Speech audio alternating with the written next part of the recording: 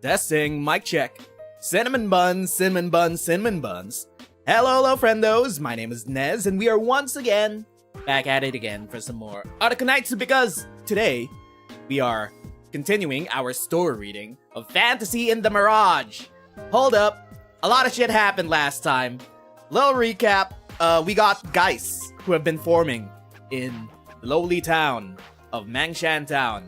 Because fucking Farron Mitsui. The bestial Sui's powers have been seeping out of the tomb, and it's been affecting the region somehow. And it's influencing normal, everyday materials to, what? Achieve self-consciousness? Gain self-consciousness. And become Geis. Hold up, we also got a Taiko collab coming. Open. When is this? 18? We're getting a Taiko Myrtle. Hey, yo! Alright. They got a whole ass festival pack. For $5. And for $2. Wow. What? Wait. There's a lot actually going on next week. Is this the only event that they have going on next week? No more gameplay? No more gameplay. They could have just ran Rolling Thunder for the Fantasy in the Mirage for 2 weeks. It's only a 1 week event. So, not like we're doing anything in the off time, apparently. So there's that. We got introduced to Mangshan Town. A town full of humans and Geis who live side by side because of Mr. Pooh's guidance, who is a Farron mythologist with the Sui regulator. He's been around, he's been teaching the Geis for 70 years or so. And somehow, there's someone puppeteering the strings in the background. First of all, there's a Sui who's collecting Geis within the region and bringing them to the Garden of Grotesqueries, which I assume to be Mangshan Town. But that's also the name of IS-6, so I have no idea. But also, someone put out the word that there's a secret tome by Chong Yue that could help Geis achieve personhood or humanhood, which allows them to leave the village. So the Geis inside the town are actually restless because they want to leave. Not too sure if these two people are two different individuals or the same person, however. We got a conspiracy afoot. Also, the mysterious swordswoman who just murked Fujun. Our teapot man's got cracked. He fell from the second floor, got killed by... I'm assuming she's a sword. I mean, what else would she be? What kind of Sugimomo Geis would she be? She's a sword. But also, she has playable character material.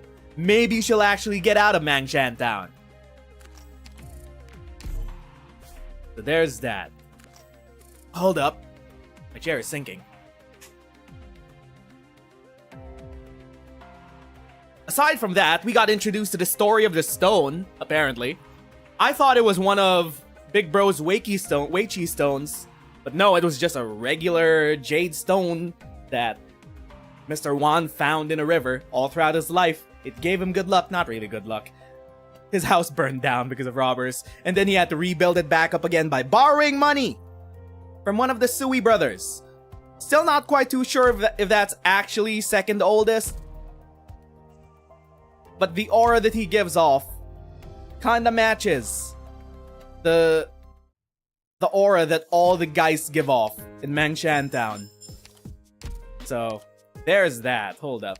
I just logged in. I only woke up an hour ago, so haven't done my shit yet. There we go. Recruits, give me a summon. Beanstalk. We're not pulling. Ansel. Orchid. Bang. Okay. 6-star tag, please. Fuck me! I didn't notice the specialist tag before I reset. My bad. Force of habit. That was a specialist tag. -1 gold cert.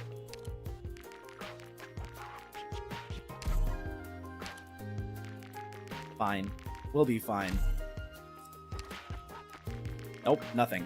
No 6-star tag. Okay, sure.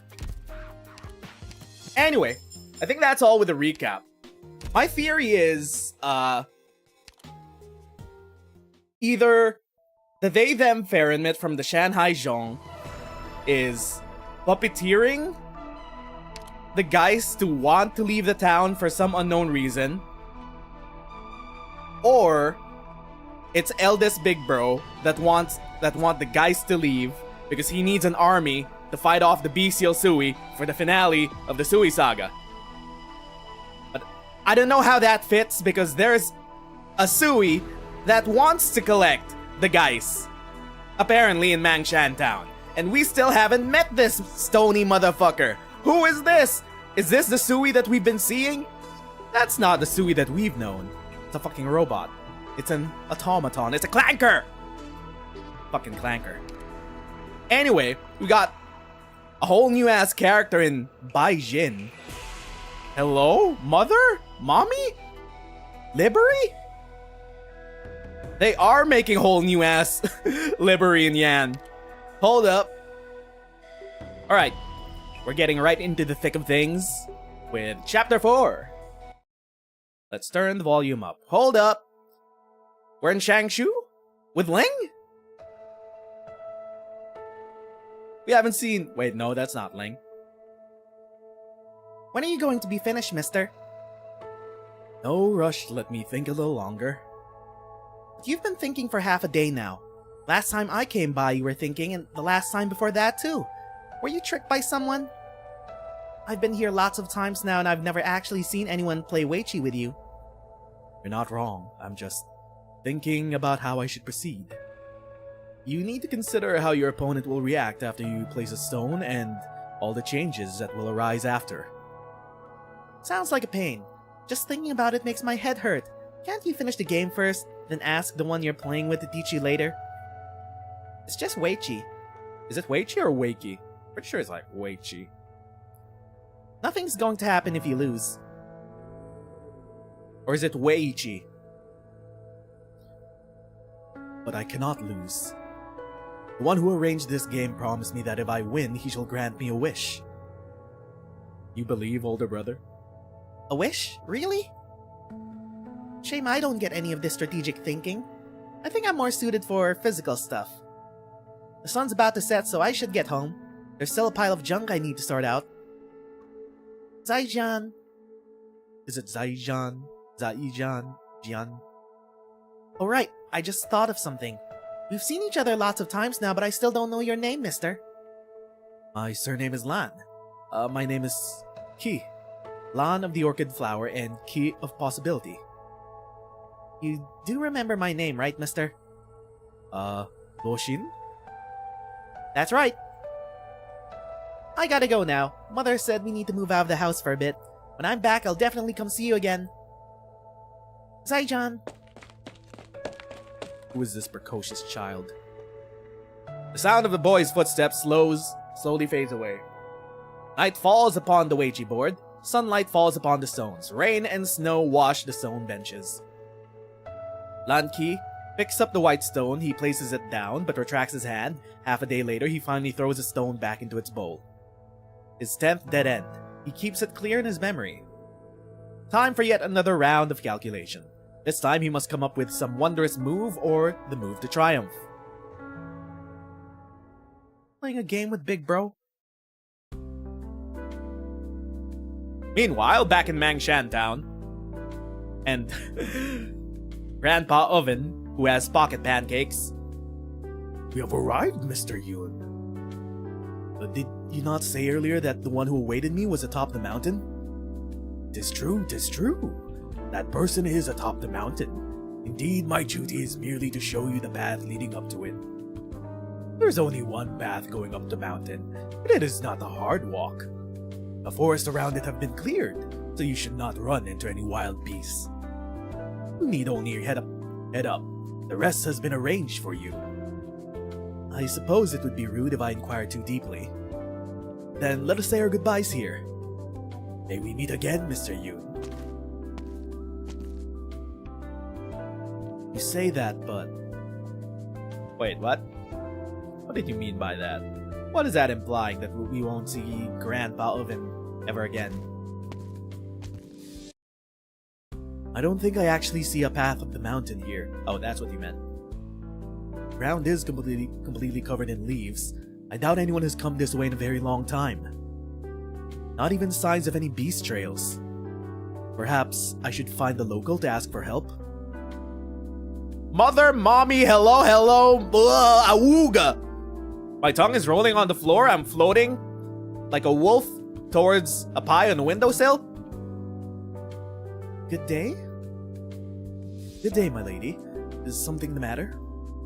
May I ask if you have seen my husband? Oh no, she has a husband! That's never stopped anyone. He is young with hair of brown and a tail point of pure white. He is wearing a cloud white tunic, trousers the color of earth, and leather boots. Brown hair, tail point of pure white? We've seen no one in this town with a white tail. Is she talking about a Sui? Hold up, are we actually getting introduced to a new Sui? A married Sui? I don't think I've seen anyone who matches that description. My apologies. Is that so? Pardon me for wasting your time. Hold on, madam. Do you happen to be from these parts? I wanted to ask if there was a path up the mountain nearby. You wish to ascend? Then I fear you've gone the wrong way. The regular path up the mountain is on the other side of town. This is the back of the mountain, which is rugged and steep. The townsfolk rarely come this way. The back of the mountain? I distinctly remember coming straight from the town's main road. How did I end up back? I see now. Gauchier, madame. But I do believe, since the gentleman guiding me told me specifically to come this way, he must have considered all of this. I will continue trying. Please excuse me. I shall accompany you up the mount, sir. I'm sure there's no need. The road up the mountain is dangerous. If we are together, we could look out for each other. Besides, I have already made inquiries everywhere I could in town. The mountain is the last place I have yet to search. If my husband is still in the area, the only place he could be is here. Then I shall have to thank you again. May I ask how I should call you? Bai Jin. Husband. Brown hair, tail of white. Who could that be? Luo Chin. Hold up. He's grown up? The precocious child has grown up?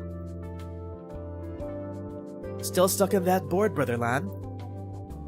I'm hardly in a hurry. Wait a minute, no, are you the... Show me your tail. Is it impolite to ask a person to show me their tail? Show ass! Show pussy! Brown of hair? Don't know if you have a tail of white though. Your wife is looking for you. You've been at it for so long, I've learned how to play myself. This situation on the board, isn't it? A 3Gia cycle. They call it a triple ko in the Higashi. Shouldn't it be a draw according to the rules? A draw. A draw is unacceptable. Also, my man's barely aged in like 10 years. The rules were very clear. Only through a win he will grant my wish. No, I need to find the way to victory. What's this wish you want so bad that you need to win this game? Isn't there another way you could make it happen? Another way? What other way? There is no other way for two as separate as yin and yang to meet again. You have some mist coming off of you. I think you may be a Geist. I don't know if you're a Ferryman or not, but you give off Geist. Oh miserable fate, from where do you flow?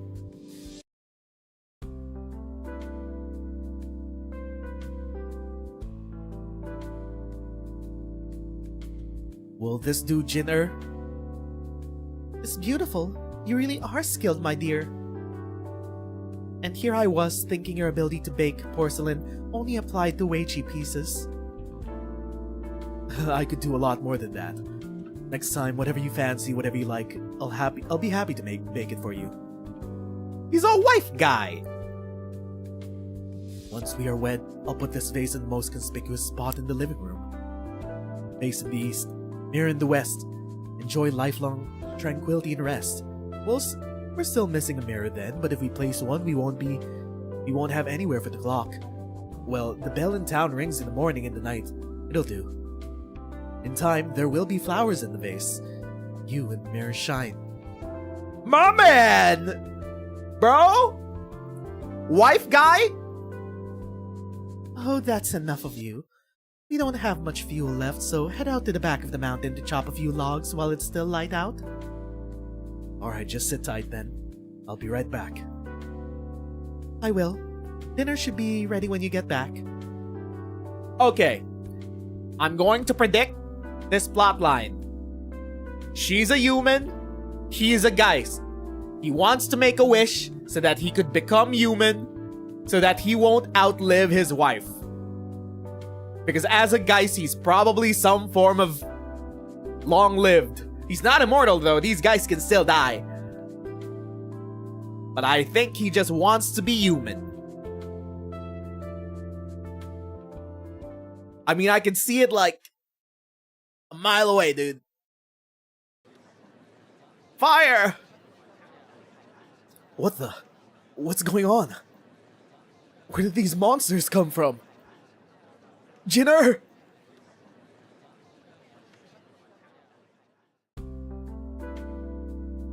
We're not in Shangshu. It's just another mountain. Yan has plenty of mountains. So there was a path here all along. Do you need a hand, Madame Bai? Is she dead? You do not need to concern yourself about me, Mr. Yun. I grew up amongst the mountains and fields. This is but a leisurely stroll to me. You, on the other hand, look rather pale. Would you like to rest a moment? I shall take you up on your offer. Your dedication is much like my husband's. Sounds like a very conscientious man. He is. He approaches everything with absolute focus. It is rare for anyone's urgings to have any effect. He will stay in one place without food or water or moving until he's done. He really does inspire both pity and frustration. At least he listens when I speak, so it's always me who has to pull him away by the ear. That's how it's always been since we were little. But there was a gentleman who played Weiqi in town who said this temperament was suited for a game. With a few years of study, he could become a master, perhaps even a grandmaster. If he does, he could leave the town and head off to distant lands to look around. Are the guys here trapped? Can they just not leave? We've seen a geist develop outside the town, which was the box where Mr. Yan kept his precious stone. But then, a Sui invited the box to come back to the garden, which we assume to be Mangshan Town. Why is this Sui collecting geists? And why is there another person trying to get the geist to leave? By spreading the rumor about Chongyue's personification technique inside one of his old tomes. Your husband left to study Weiqi? Yes, he's been studying for a very long time now. He throws us all into his studies and barely listens to what anyone has to say. It's simply too much, I tell you. I've also heard about the endless marvels of black against white upon the gridded board, and how captivating they could be. The land is vast, and there are many things that can trap a man in a mire, even if a memory can leave one pacing back and forth for quite a while. Your husband must have his reasons for his dedication. Why exactly are you trying to argue his case? I was simply moved by his tale. Well, you said your husband disappeared, but when exactly was this disappearance? It was nearly nightfall and he went out to the mountain to chop some firewood. I never heard from him after that. That truly is worrying. Let us set off then, Madame Bai. Do you not wish to sit a little longer? Pardon me for saying so, but your body does not seem the strongest, nor do you look accustomed to steep mountain paths. While I might not be able to perform martial arts, I practice breathing techniques every day. The path is yet long, so I must be diligent. I see an ancient pavilion further up. We can rest again once we arrive there. What does she know?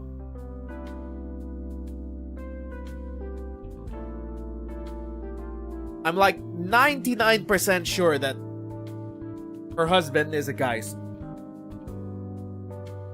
He gives off the aura. I don't think she's a geist though. Game's still stuck in a stalemate? Huh. He's been thinking about his next move for ages now. Wait a minute, is this the same child? He's been up here for— oh, he's a fucking geist. Lo Chin is an old man now?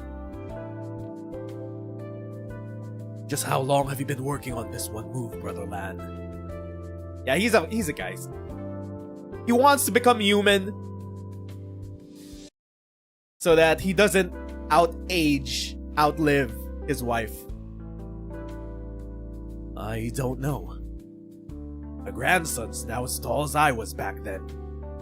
He didn't believe me at all when I told him about you. Who would spend their entire life on a single lousy game, he said. Ah. You still remember when exactly you got separated from Sister Bai? I don't. After I left town, I got lost and was disheartened. I wandered the mountain for several months before arriving here. It can't have been that long. What day was that? There are some things I don't remember all that clearly. And do you know today's date? No. But that's not important. Let us speak of other things once I solve this deadlock. Hold up! Wait a minute! He's been up here for like a whole lifetime, and his wife has been searching for him ever since. Okay, she's also a geist. They're both geists.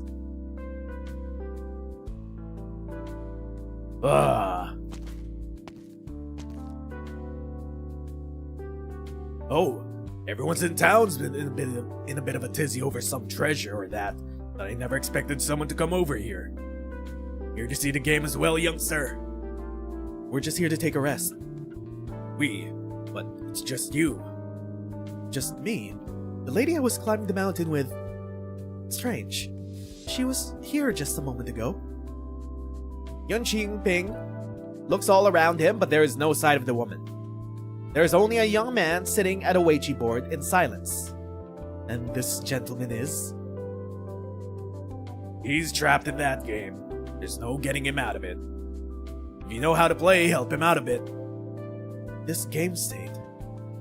A 3G cycle. A prolonged battle that can only end in a draw. But he's dead set on victory, so in the end, he's trapped himself here. Brother, you trapped yourself up here for like 70 years and left your wife? I was kidding, man. That's not a wife guy. I can't think of a way to get him out. Heaven above, he has trapped another. One after another. A refusal to draw. Victory the only satisfactory option. If one focuses on the Jie, can one truly demonstrate superiority on the battlefield?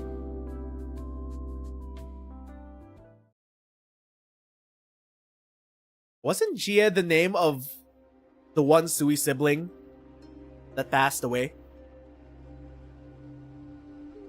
Meanwhile, you got this fucko. This boy yet lives. But with such grievous wounds, you will have to endure many hardships.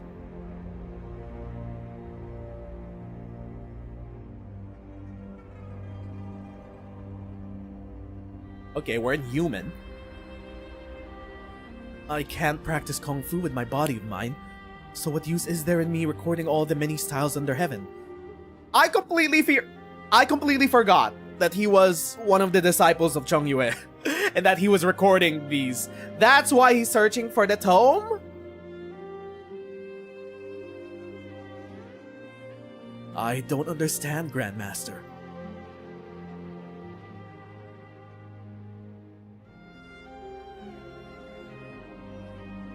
Wait, Da Huang?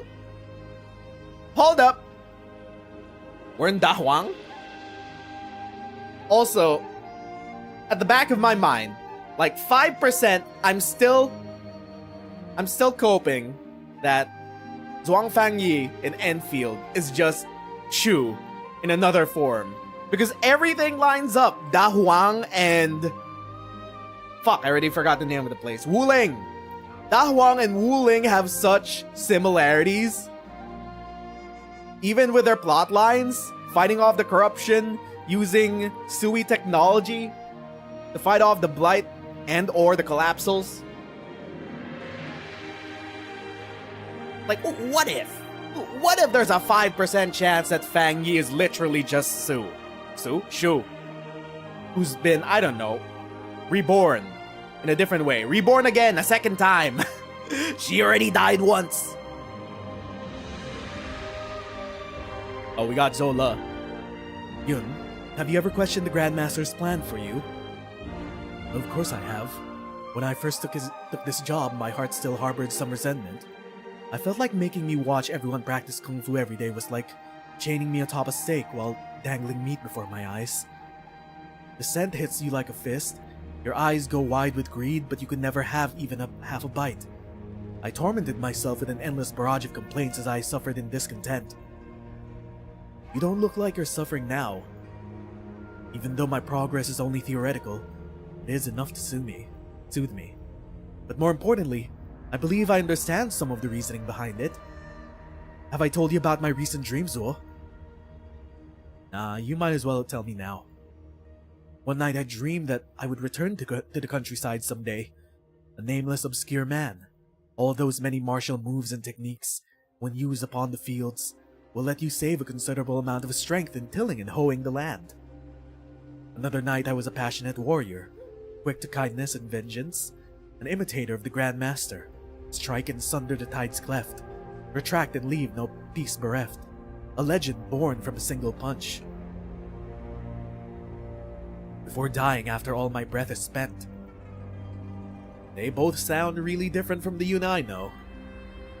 Obsession is a quagmire. It is natural for those trapped within not to understand. After much deliberation, there is only but one answer.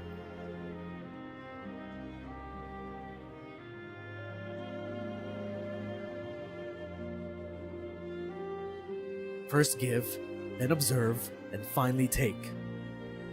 The stone should go here. Yun Qingping picks up a white stone, paying no heed to the massive 100-point battle raging on the board as he nonchalantly places it on the other side of the board. Black takes the opportunity to wipe out the majority of the white stones atop the board, but then comes to a stunning reversal, leaving white with a clear advantage. Lan Qi watches in stunned silence as the countless stones, both black and white, disappear as if they were just mirages. All that is left is a clear board, and 3 men surrounding it.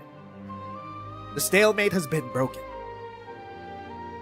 My word, to think there was a move like that. Duoshi, my friend, Duoshi. I couldn't come up with anything despite thinking for so long. I never expected you to break it open the moment you arrived. You have my admiration. You flatter me. I don't actually know much about Wei Qi. I simply thought that since all things of this land are connected, martial doctrines that espouse give and take could be applied to Wei Qi as well. I didn't think it would work out so well. Your Wei Qi skills far exceed mine, but since you were so focused on winning the Jia cycle, you overlooked the overall board state. No matter how you put it, the game is won. Is that you, Lo Qin? I'm Lo Qin's grandson. No shot! 3 whole generations passed by, you were up here, you left your wife. For what wish? For both of you to become human? When he was still alive, he'd always talk about the strange man back home playing Wei Qi atop the mountain. I visited you many times, thinking I'd have to pass this task on to my grandson. Didn't think this man would put a stop to it all, youngster. That means I've spent over 100 years here. Towns change too. So I've been separated from Jin for all these years. My dear. Yeah, both of them are guys. Jin Yes, it's me. Long time no see, dear. It's really you. That Shan wasn't lying to me. I really did meet you again. Amazing. Truly incredible. Let's go home right away. Mom and Dad are still waiting for us. About that. Wait. Husband? Wife? Mom and dad? Okay, so they're both guys who probably belong to a human family. That's what I'm getting here. But they got married, quote unquote. Because, you know, they're guys. Jinner, why won't you say anything?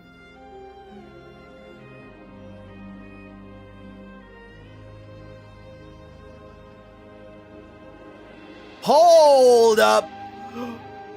Hey, yo! Alright. Guys, mommy.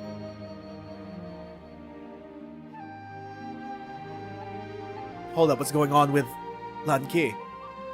See, so that's how it is. I was already long ago. But it doesn't matter. I got to see you again. Wait! He was...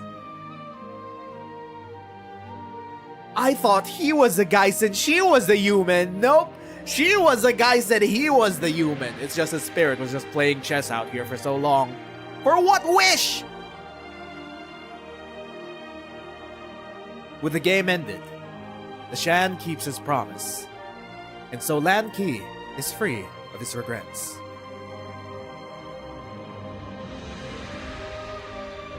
Madame Bai. No, you are not the Madame Bai of this tale. Yes, after seeing my love, what more have I to pine for? I was but a sack of joss papers before her cenotaph, soaked in his tears and longing. She's a stack of papers? She's got a stack of something else though, hey yo. Her desires, my destiny, were bound together in this meeting with him. With him gone, there is no reason for me to stay here. I beg the two of you fulfill my final request. Place my love's grave by her cenotaph, then burn me as an offering. We may not have been able to grow old together in this life, but I hope that in the next, we will meet again. Hey yo, I was right. It was a human guy's love story. I just got too mixed up. They made me believe that he was the guy's dog. Madame Bai falls silent, then bows deeply, and in an instant, there is only a stack of joss papers fluttering in the wind. Joss paper. So this particular Bai Jin was a geist.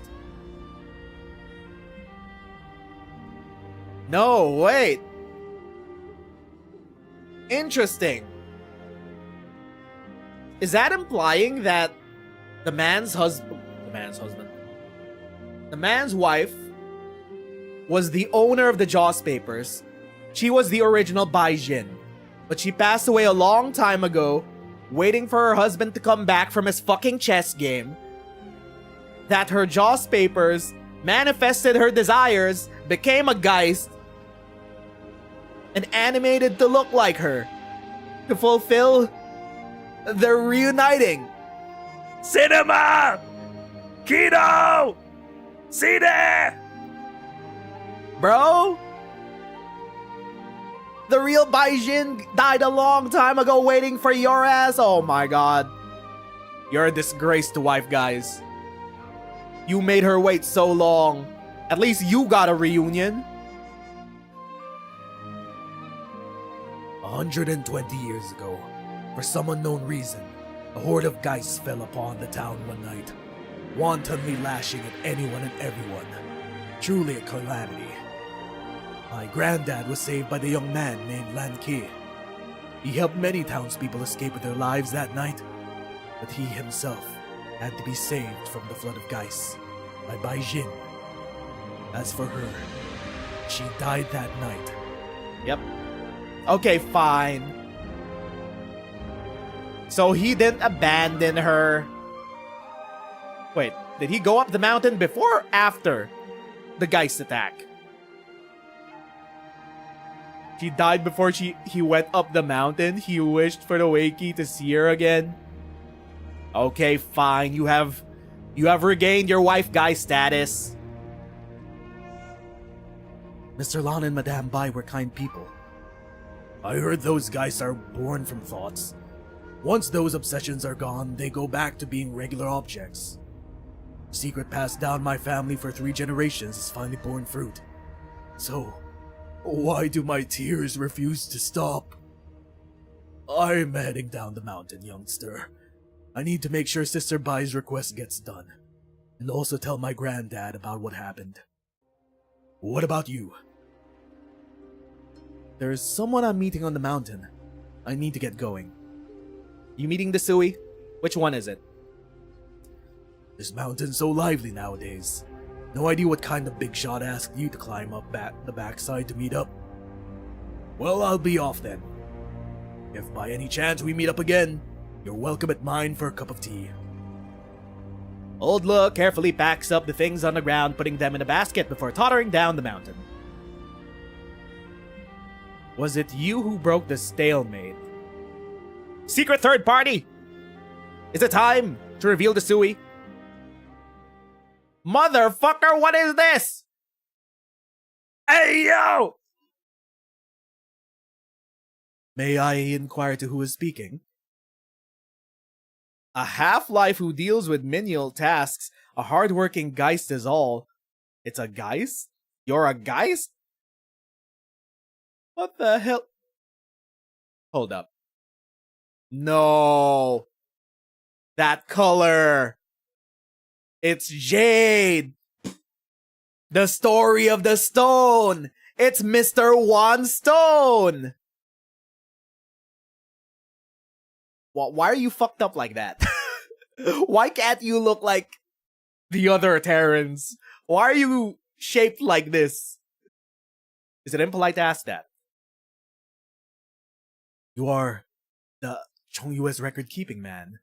The one by his side. I don't know what voice to give him. They, them? They're they, them. Fuck it. We ball. I presume you're one of the Sui proxies then. Are they? I don't know. Forgive me for inviting you in such a matter. Let us ascend. There is a guest at the peak awaiting you. What? They didn't deny it. I don't think this is a Sui. This is Mr. Wan's stone. The jade stone that he found in the river. So I was invited? Indeed. Fine, I'll give you a robotic voice. At first, it was for other matters. But who could have expected you to chance upon the game and break the deadlock with a flick of your wrist? With a flick of a wrist. Loudly, you were right again. You happy Weichi failure. Who's shouting now? Wait, what? It was pure happenstance. Did someone really predict that would happen? When the second brother left this board here. Second brother, okay. It was the second brother. So it was Black Dragon. I mean, who else would have left it? I'm more curious about who set up the Garden of Grotesqueries. He proclaimed that the only man with true intelligence could solve it. Now that I think about it, him arranging this board here, the closest to human of us siblings is the eldest brother. Calling one of his disciples over, hardly an odd move. Let us climb. They were shouting at Wang in the wind. Okay, they were cursing them. Remember to take the board with you. The game is over, so now it's yours. Farewell.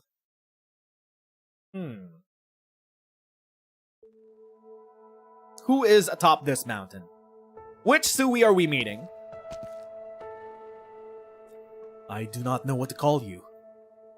Just the one character, Liang, of the roof beam. Of the roof beam? You're not the stone, you're a fucking roof beam!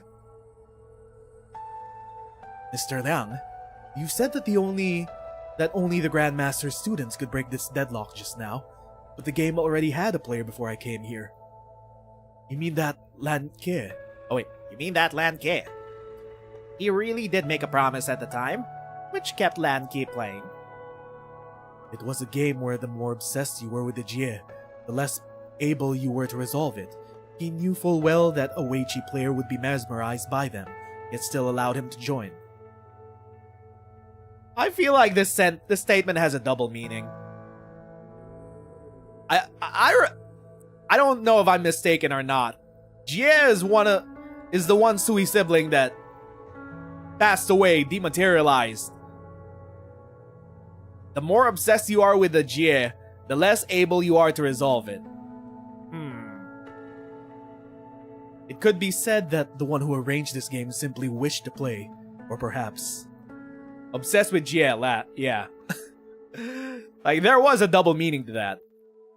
The one who used Weiqi as a means to meet has a heart as stubborn as this eternal deadlock. Okay, they're spelling it out. The subtext is text. Fine way of looking at it. Yes, very fine indeed. Barely controlled vibrating. Please go ahead and tell it to his face next time. We have arrived. This is the one who wished to meet you. Oh! Oh! Okay. It's the one woman we met at the start of the event. The one who had... Was it a fake tome? Whatever. She was also looking for Chongyue's tome. I suppose it is fate that determined we should meet again. It is a pleasure to see you again, Mr. Yun. But how do you and the guys know each other? Why are you up here? They are making new kinds of livery women in Yan. Also, I enjoyed the love story between Bai Jin and Lan Ke. We originally thought the Lan Ke was the guys. Nope. Reverse Uno. Bai Jin was the guys. Okay. Chapter 5? Chapter 5. Errant Swordsman. Another livery. Meanwhile, back at the tea house. It's already a new day, sir. Yes, I know. Wait, Swordsman. Did you get stood up by whoever you were planning to meet? Perhaps she was delayed? You can wait, but I'll be closing shop. I'll leave if I'm in your way. Swordsman. But I'll still have to wait at the door. This is the place where we agreed to meet after all. Oh, that's not what I meant. You could stay at your table. We've known each other for quite a while, after all. I was a humble waiter when we first met. Now I'm the keeper of this tea house. You're a weird one, you know. A lone swordsman coming over every year from... I forgot. Are you from Jiangxi or Yumen? Swordsman? Is this... Who could this be? Zola? I don't stay in one place. The Four Corners are my home. But I remember that you came here to this tea house in this little town every autumn to meet someone. How many years has it been? 7. 7 years. All you do when you meet is have a cup of tea, have a little chat. You're neither friends nor lovers. You don't know her name, do you? Interesting. We promise not to pry into each other's matters. Strange things indeed. Who exactly is this person you're waiting for anyway? I don't know. I've dealt with many people in my time. Good, bad, wise, foolish. They're not so hard to understand at the end of the day. But she's the only one whom I've never figured out. Fade to black. Flashback!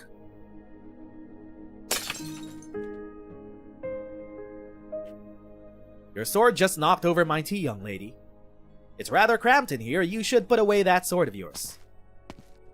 So we already know her. She's a sword-bearing woman.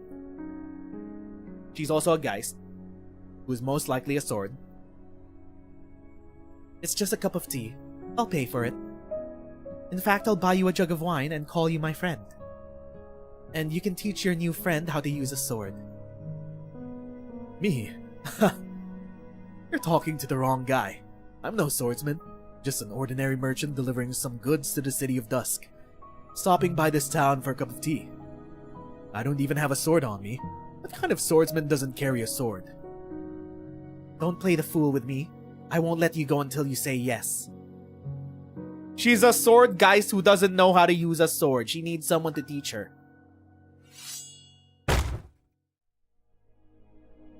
Why would you cut the table in half like that? You're scaring the other guests.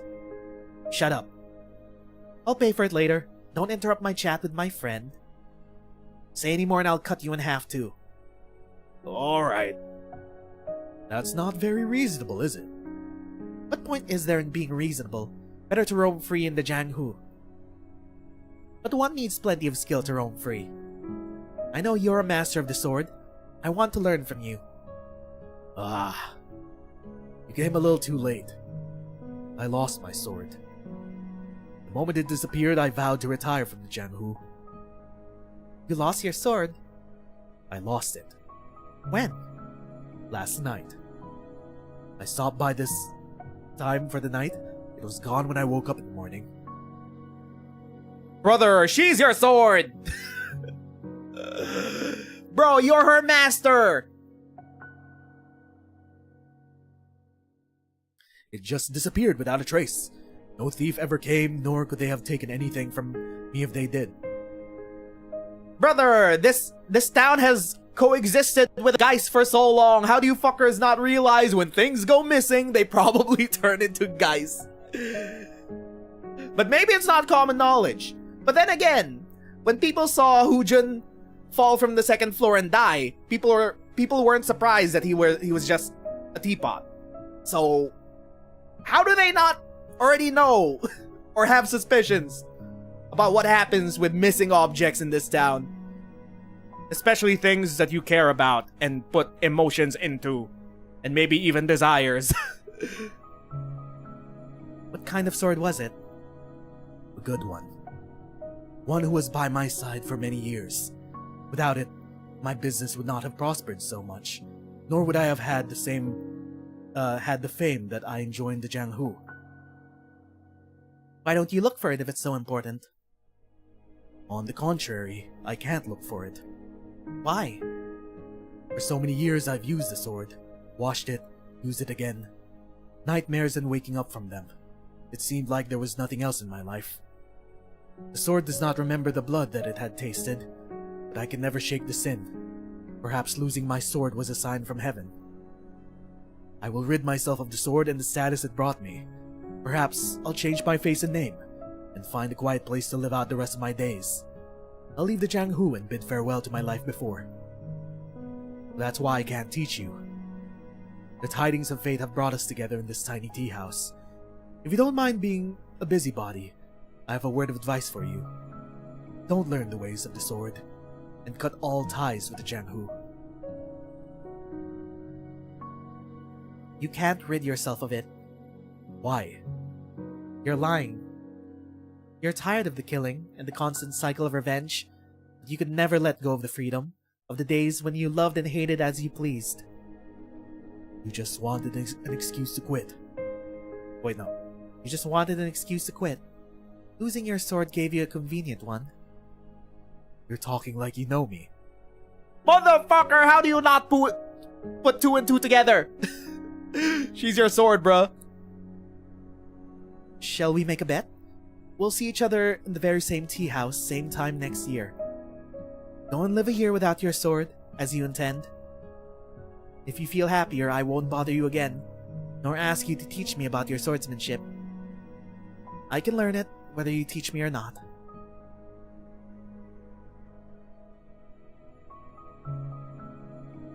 Either this is the densest motherfucker in this town, or this is the one person who has no idea that there are guys coexisting among the townsfolk. Even old man Luo Qin, the grandson of the first Lu Qin, knew about the guys because there was a big calamity that happened years ago. Densest swordsman in the land. I may or may not teach you the sword, but I'll buy you a drink the next time we meet. Or maybe he does know, and he's purposely being like, I won't teach my quote-unquote daughter to go the path of the swordsman, because if you live by the sword, you die by the sword. But that might be copium. Maybe that's giving him more credit. But although he has been meeting up with his sword every year since then at the tea house,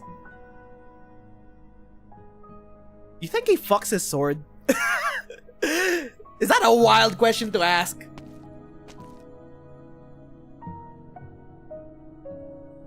You're already here. Why don't you go in? No hurry. There's plenty of space. Huh? I've been studying the sword every day of the past year, and I've figured out a few moves. I'll show you. You don't need to offer any advice. Just watch. Huh, sure. Go ahead.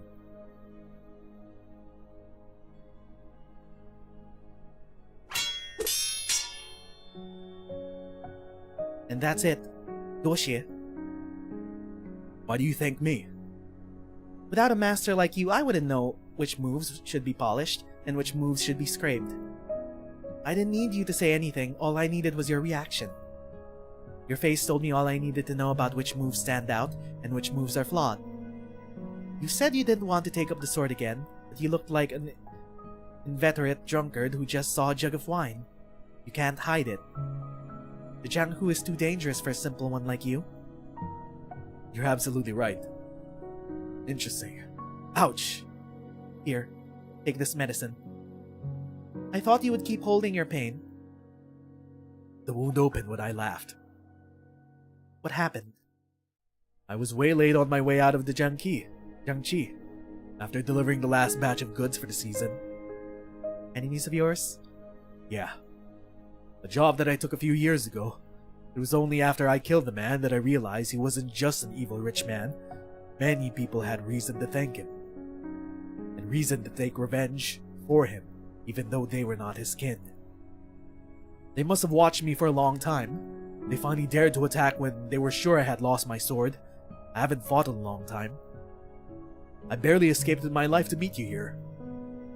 How many enemies came for your life in this past year? Too many to remember.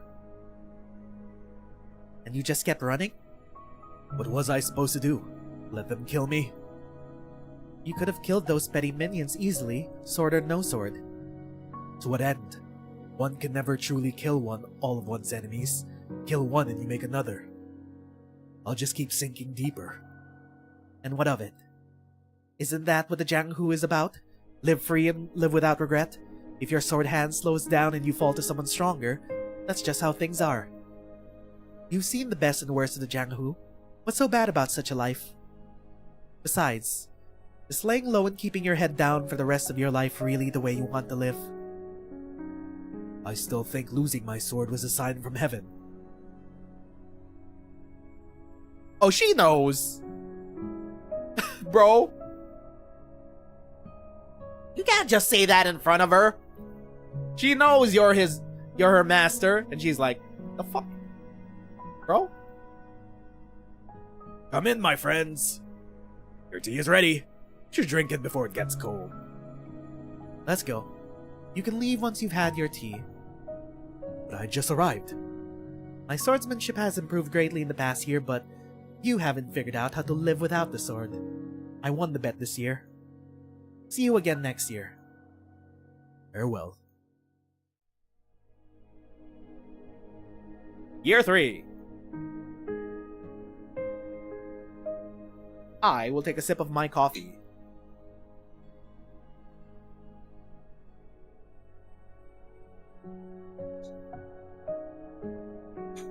You're still alive. How have you been? I don't see many new wounds. Have your enemies grown fewer? Or have you learned to run faster? Year 4.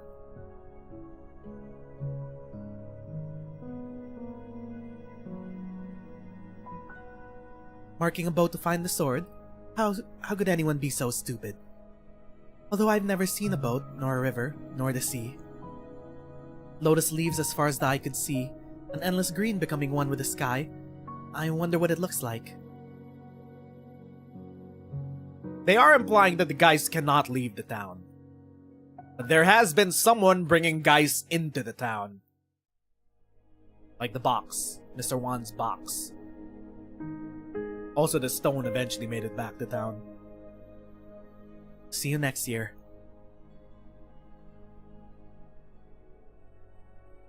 Year 6. How's he not realized in 6 years she's his fucking sword?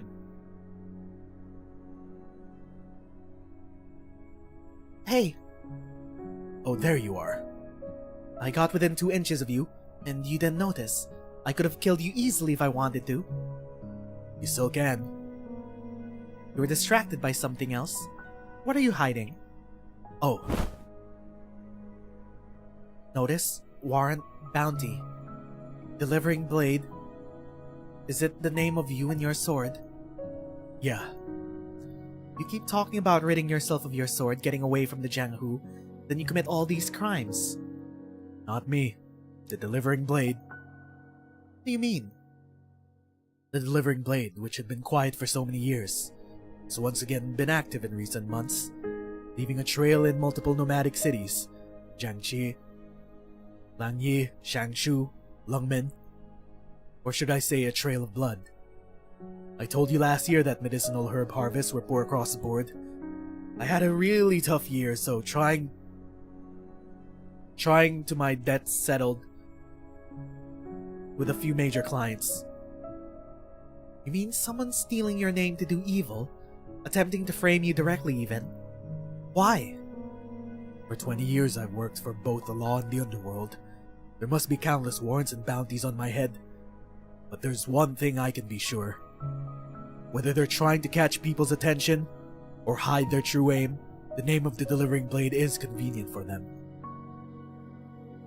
Which means the delivering blade can never escape the Jianghu. Funny, isn't it? You're concerned? It's been 6 years since I lost my sword. This was a sign from heaven for me to distance myself from all this. I almost succeeded.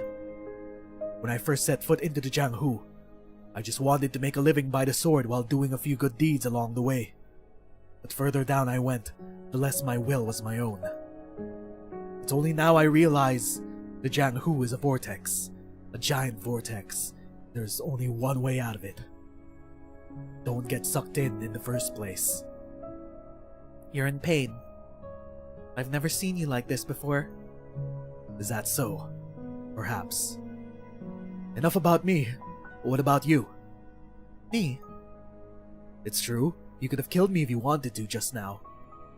Your skills have improved tremendously over the last few years. No secret tomes, no teacher, not even a sparring partner in this little town. You've come this far in your own talent alone. You don't even feel surprised or confused about all that's happened to me. Your mental attainment too is far beyond the ordinary.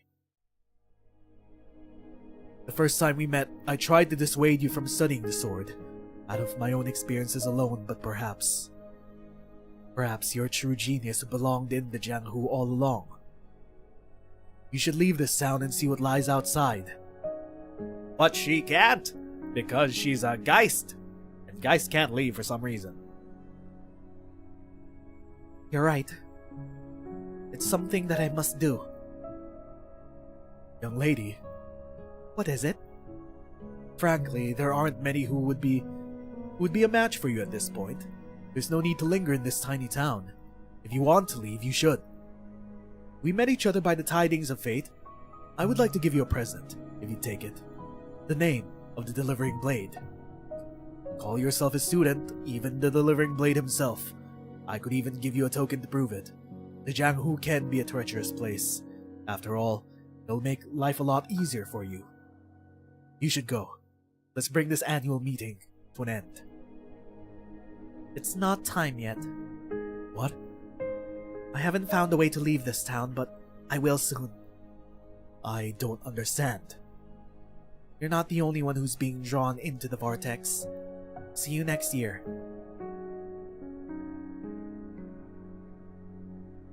Well, at least now we know why Delivering Blade wants to leave the town. Did she need to murder Hu Jun for it? For Chong Yue's fucking book? Technique of personification, my ass. Another 4 hours have passed. It's long past the appointed time, isn't it? She's never missed a time before. You're not going? Let me stay a little longer. I suggest you don't wait anymore. I knew there was something you wanted to say, Keeper. Go ahead and say it. The woman you're waiting for is a killer who committed multiple murders in these parts. The whole town's in an uproar. Nobody dares to go out, even in the light of day. Did you notice how few patrons were in here? Finally, a Tianchi from the bureaus passed by here a little while back. She's going after this woman. I don't think she's going after her.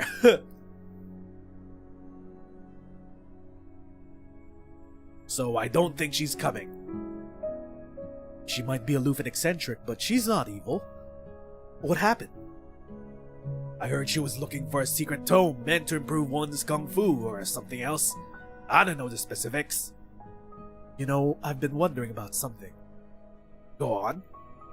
Her sword is unusual. As far as I know, there were no other martial artists in this town before. How could a girl who was born and raised here, a town isolated from everything, become so obsessed with the sword and the Jianghu? I'm gonna sneeze.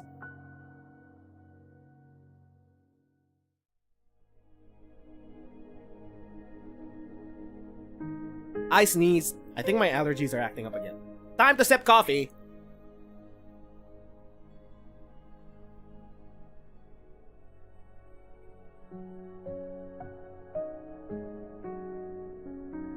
Brother, it's been at minimum 7 years. How have you not realized? Does he... Oh, I get it. He's not a local. Oh, I didn't realize it sooner. He doesn't know about the guys. Ah. That explains it. He's not a local. Only the locals know about the guys. He stopped by here from the outside years ago as a visitor. And then his sword came alive.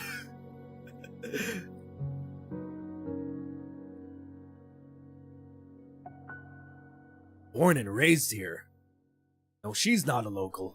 She just showed up one day and no one knows what her name is or where she came from. Do you know when that was? Let me think. About the same time you first came. I had just lost my sword then. What's going on?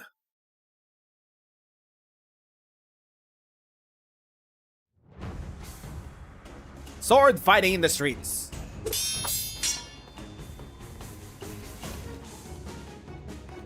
Lin Qingyan, is it? Why do you keep coming for me? Object of evil, submit an answer for your crimes. What do you think you know? I do have many questions. Why did the Grandmaster's Book of Kung Fu show up here? And why are you after it? But you won't answer them unless I take you in. Enough talk. Do your worst. You missed our appointment. I thought you had left. Zheng Chu?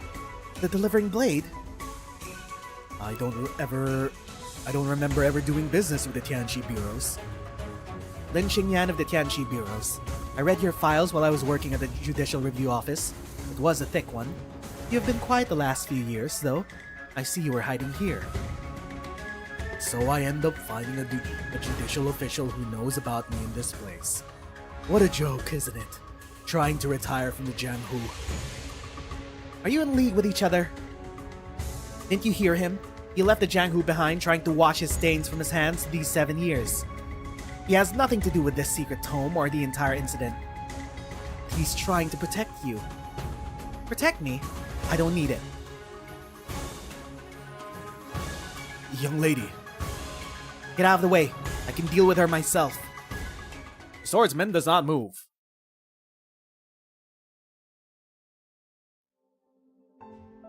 Finally got rid of your sword. The identity that it gave you. You spent 7 years putting your previous life to rest. There's no need to break your vow now. We barely know each other. When we first met, you said I could never get rid myself of it. In fact, it's always been there by my side. What? I lost my sword here. Then I met you, who seemed to be born to wield a sword, improving simply by observing my tiniest reactions. Of course you could. We were inseparable once. I don't know what happened, or why you're doing all of this. Now you realize how slow you... Yeah, she's known this whole time. 7 years is all it took. But give the man a break. We gotta be easy on him. He's not a local. He doesn't know about the guys.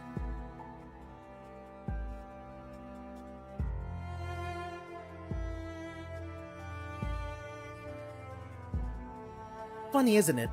How you tried to give me the name Delivering Blade when we met last year, when in fact that is exactly what I am.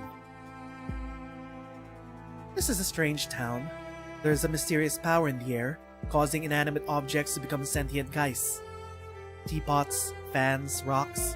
Maybe half the people you see on the streets were once such trinkets. I don't remember how we got separated, but I've looked like this from my first ever waking moment. They materialize as grown beings. Some of them get the short end of the straw. Like the box, who materialize as children, apparently. Bai Jin hit the jackpot. She was filled with the desires of the original Bai Jin, so she was a bombshell. I looked for you until I found you at the tea house. You were drinking tea nonchalantly, not the slightest bit anxious. I came up to you and drew your attention, and you said, I lost my sword. It's a sign from heaven. Young lady, no. Delivering Blade, no. How should I call you? Don't get sentimental. Swordsman with blood on his hands wants to turn over a new leaf. That's not wrong. The grumpy Tianchi over there might even exclaim there's no greater virtue. But there was one thing that I realized at that time. This Jianghu, which you've grown tired of, I've seen it and walked it with you, but I've never experienced it myself. I shall wield the sword and travel to Jianghu, this time under my own name. But the weregeist cannot leave this town. I've tried many times. The river to the east, the bridge to the west. It's as though there's an invisible wall around the town, one that stops only the geists. That's why you said it's not time yet. I knew it.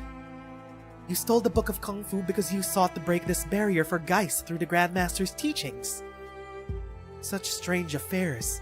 You could not have known who the Grandmaster was, so why would you think his writings would have such power? Someone is trying to manipulate the geists into causing trouble. Yeah. Are you done with your deduction, Tianchi? Yes.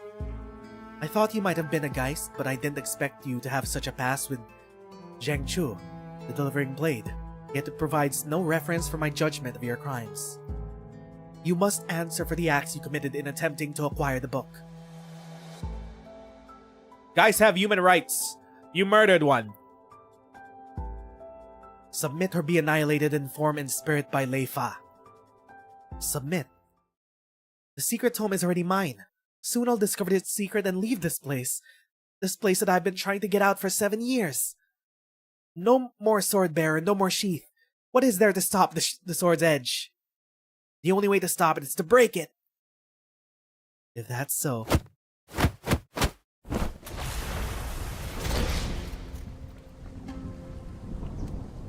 Just casually calling upon the storm. She is a storm that is approaching. Thunder of heaven, heed my call. Lin Qingyan's voice is soft, But it seems as though the heaven and earth themselves heed her call. The sky suddenly darkens, dark clouds gather, and a bright arc of electricity forms on her paw.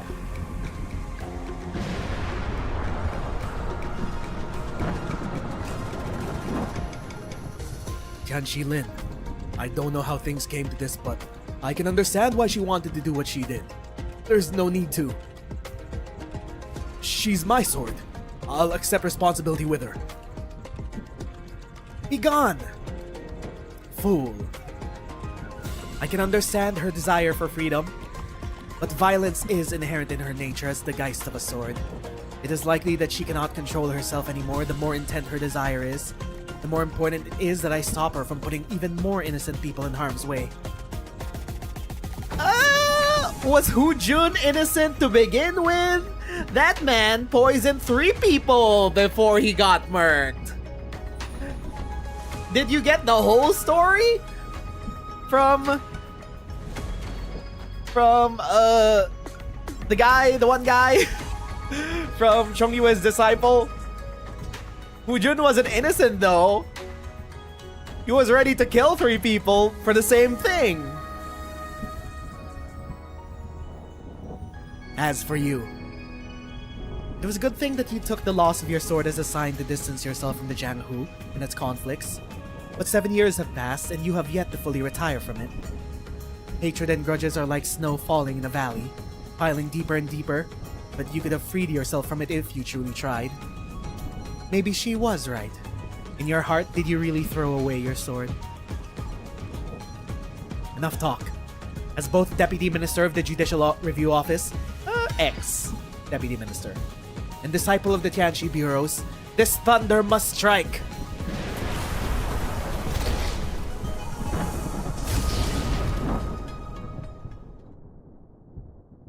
Casually getting flashbanged. The clouds and thunder scatter. The sword-bearing woman is gone. The skies are clear again. A plaid-bound book lies where she stood. The wind blows its cover open. Did she just incinerate her? Bro? Book of Kung Fu. All this for fucking Chong Yue's book? The one who stole the Book of Kung Fu from Human might be in this town. What is this person planning? No use thinking about it. I'll just retrieve the Book of Kung Fu for now. Oh my god. The deadbeat dad is here. You should be back in Lungmen, spending time with your daughter. Were you even there for her university graduation? I think not. Deadbeat bozo. There you are. I've been looking for you. Why Tianbei?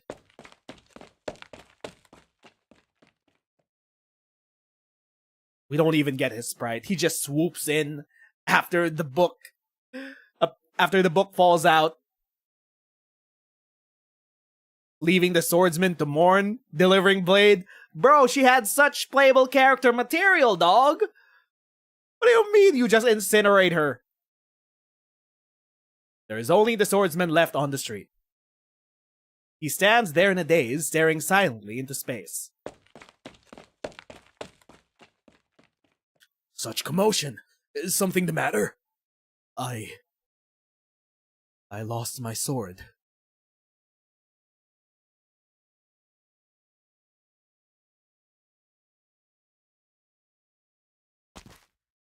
Is this a cop-out, or is this permanent? Did we really kill off delivering blade? It's time to go. Once a year, and never again. Excuse me, sir. You're... Okay. Do you know me? I'm lost. I don't know how I got here. You're the first person to pass in a while, and I wonder if you know the way. Bro, how? She no longer has the tattoos on her chest. How? Alright. You have survived a story death. You got playable character plot armor now. Now, it's only a matter of time before you become pullable. Alright, I see what you're cooking. Hypergriff. Okay, dog. But then she got mind wiped. She used her disarm debuff. Oh, right. I thought it was frighten. I thought... Does frighten disarm? Wait, she has a disarm debuff?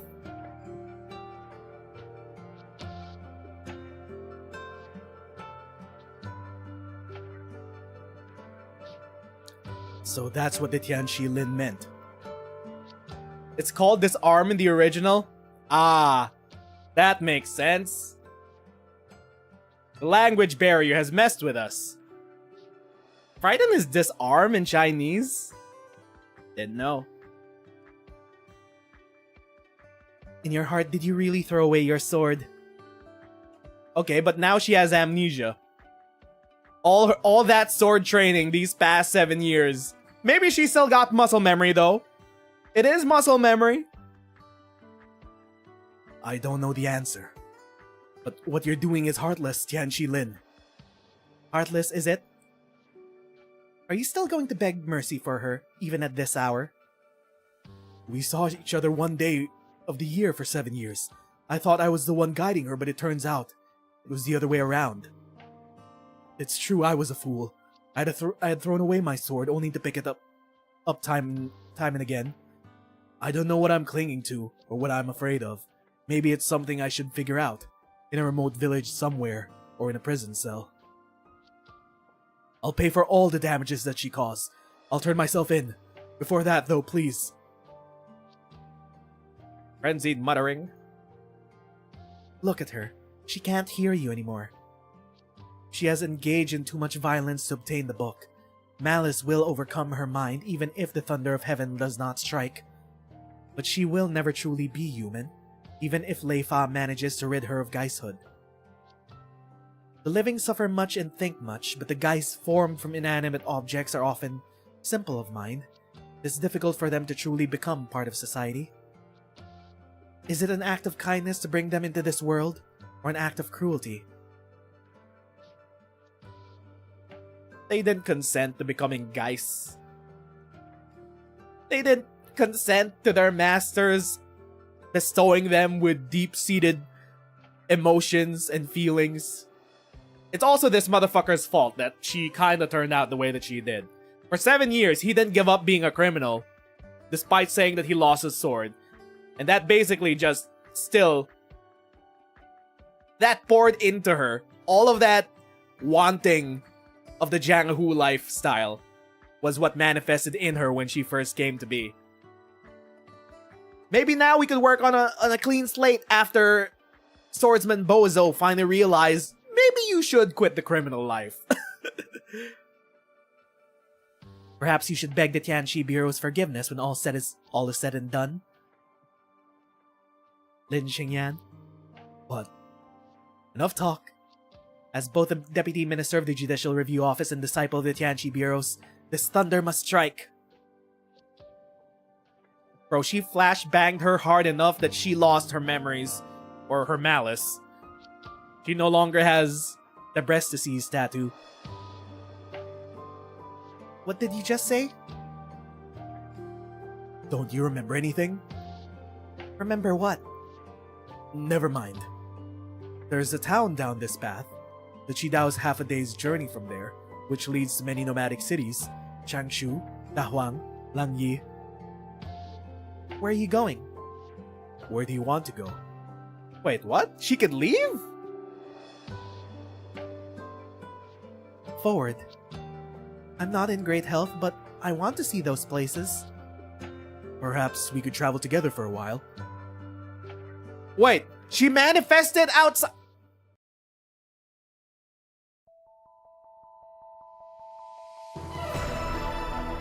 Okay, so from what we've learned from the story of the stone is that guys like the box that kept the precious jade stone can still manifest outside the town. But guys cannot leave the town. There's something keeping them there. So the only explanation to how she ended up outside was after Liegi incinerated her. The sword flung so far outside of town that the swordsman through sheer fate, found it again, and it remanifested as a geist outside of town. So somehow, yes, she did escape.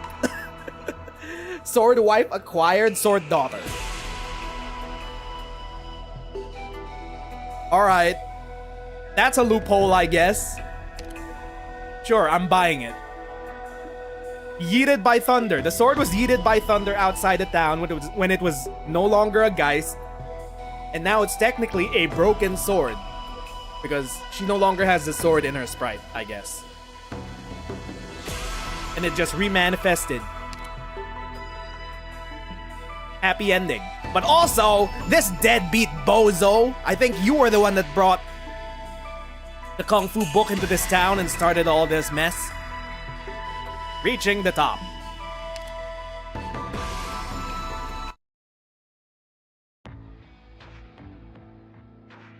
Meanwhile, back in human. Oh, it's uncle. Is it uncle or dad? Zola's dad is a general in Bai Jin, but he also has a lot of uncles, so I think this is the dad. What is this? The madman barged into the training grounds and just started brawling. I think he's the one who fought the Grand Master in this place 6 months ago. First deadbeat dad under heaven. True. We don't know what's wrong with him, but we tried to avoid hurting him. He knocked a few dozen guys out cold and just went away. Brother, you should be back in Longmen. Why Chanpei? What madness is this? What happened to the Grandmaster's sword? General! Someone just broke into the armory. What did we lose? The Grandmaster's Book of Kung Fu. Ah. The suspect has been confirmed.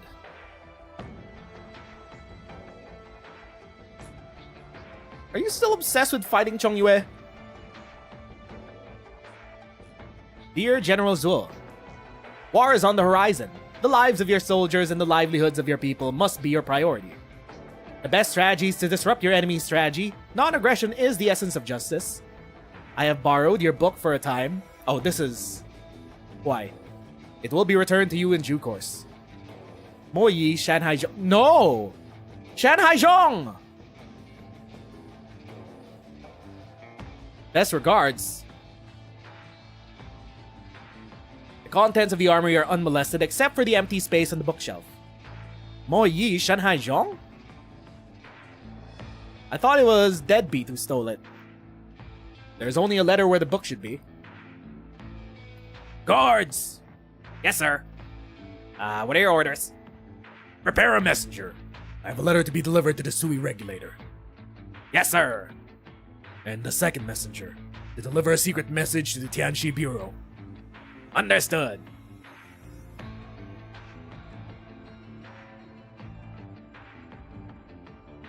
Meanwhile, back at the capital. Is this the capital or Baizhou? The capital does have a wall. Okay, this is Baizhou. Also, you two know each other. Impressive, Master Huai. Stealing an army camp, 10,000 strong and escaping without breaking a sweat. No one in Yan's history could have achieved such a feat, and it's unlikely anyone else ever will. Why Tianpei does not answer, striding around in circles, muttering under his breath. No need to worry, Master Huai. You help me obtain the book, and I'll help you in turn. Okay, so she was definitely the one that brought the book to Mangshan. For what reason, though? Also, she wanted to meet up with Chong Yue's disciple, the one who's been recording all of his... recording Kung Fu's history, or some shit. You will have a bout with the Grandmaster in an arena with all eyes upon you. I will prepare everything for you 10 days hence at the peak of Mount Mang.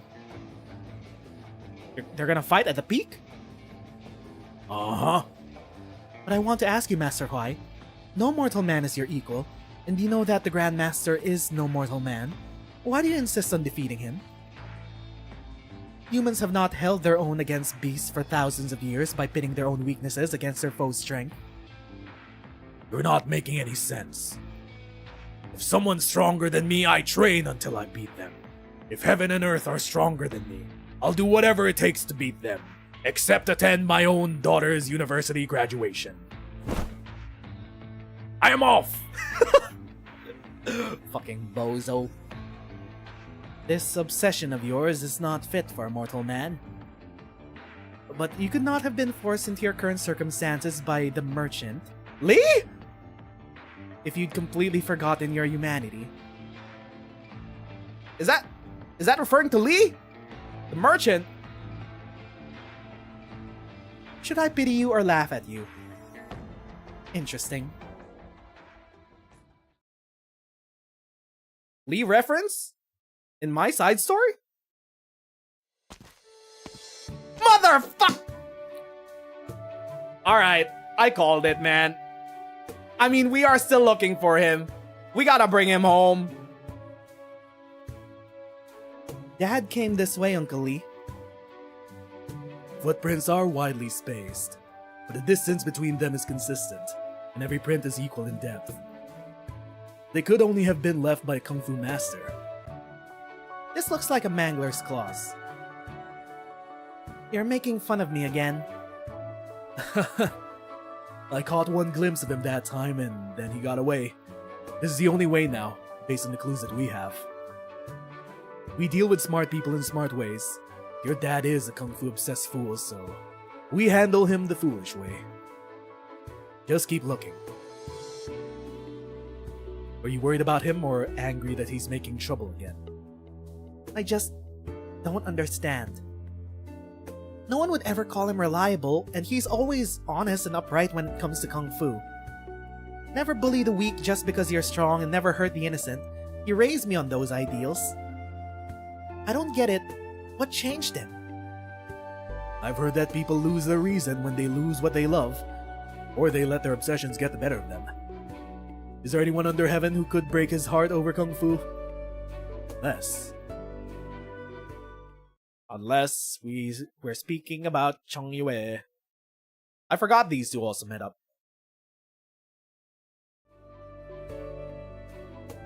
What's with that side eye? Unless he's gone so far down the martial path that he's no longer dealing in mortal affairs. He wants to fight a fucking... Well, he's... Chong Yue is not a god anymore. Blue woman jump scare. Well, I haven't forgiven him yet, and I won't forgive whoever turned him this way either. Good. Hate Chong Yue. You're right. They won't get away with it. But you just reminded me. There's a town near here. Perhaps it'll offer a clue. They're headed to Mangshan Town.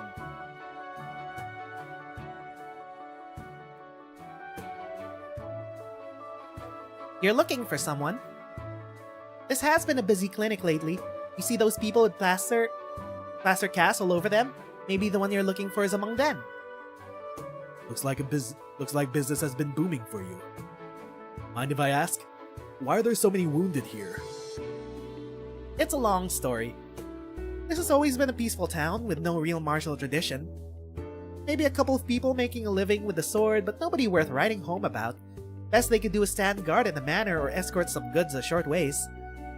In recent days, though, we've been getting Jianghu adventurers from all across the country coming to these parts. For some reason. They're looking for the book. Like the bandits at the start of the story. More people means trouble. These guys are showing up with hot tempers. A little argument and fists start flying. Whatever happened to the bandits that Hu Jun poisoned?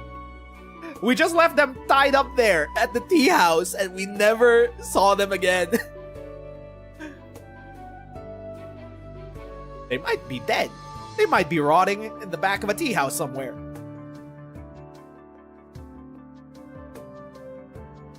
They're in pretty bad shape. What kind of arguments get them going at each other like that? Or maybe they're here at this clinic. That's another matter altogether. The folks who've come to this town are after some kind of secret kung fu tome. Legend has it, this thing will make you fist under heaven.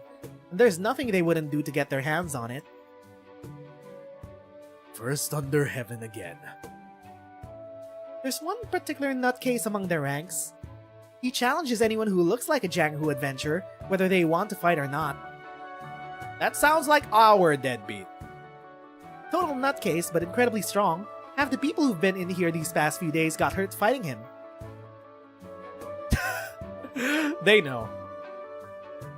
Is this guy still in town? Who knows? He made his fair share of enemies. People might be after him now. Do you know that madman?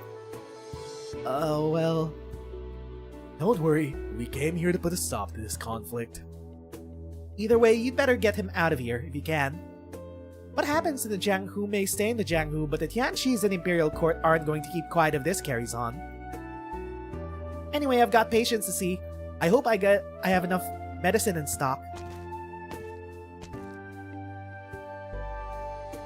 That sounds like Dad, alright. More likely than not. But I've never heard of this secret tome they're fighting over. I've never heard of such a powerful tome either. Whether it's true or not, there's one thing for sure.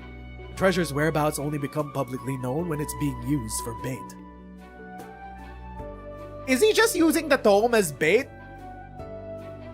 For using the tome either as bait to draw Chongyue out, or using it as bait to draw in martial artists and bandits and criminals from all around the region, and as spectators for their one-on-one fight. And we should try to hook whoever set this bait. Oh wait, no. I think I just saw a familiar face. You are Mr. Lee? We met in Shangshu, correct?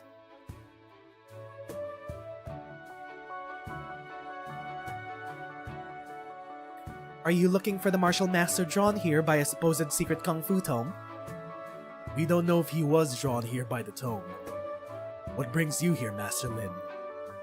I'm looking for the one who brought the tome here. What do you know of all this? Not much. All I know is that it is an elaborate plot, and many have come to this town believing those claims. As for the true purpose behind it all, they must be trying to put on a show, the way they've drawn so many. What's the best place for a show in a town like this? The top of a mountain. Do I hear commotion outside?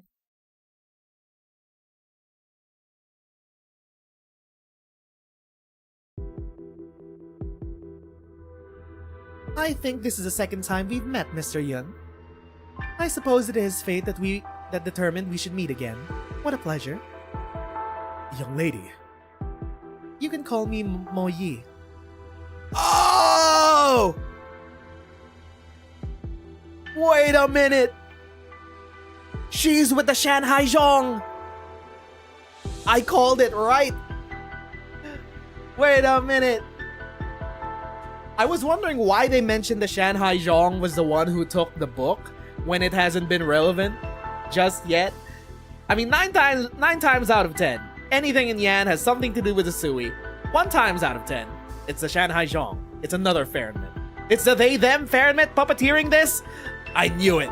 Maybe it was them setting up the Garden of Grotesqueries. And keeping the Geist here. And also collecting Geist from across the region. Okay, she's a baddie. She's with the Shanghai Zhong.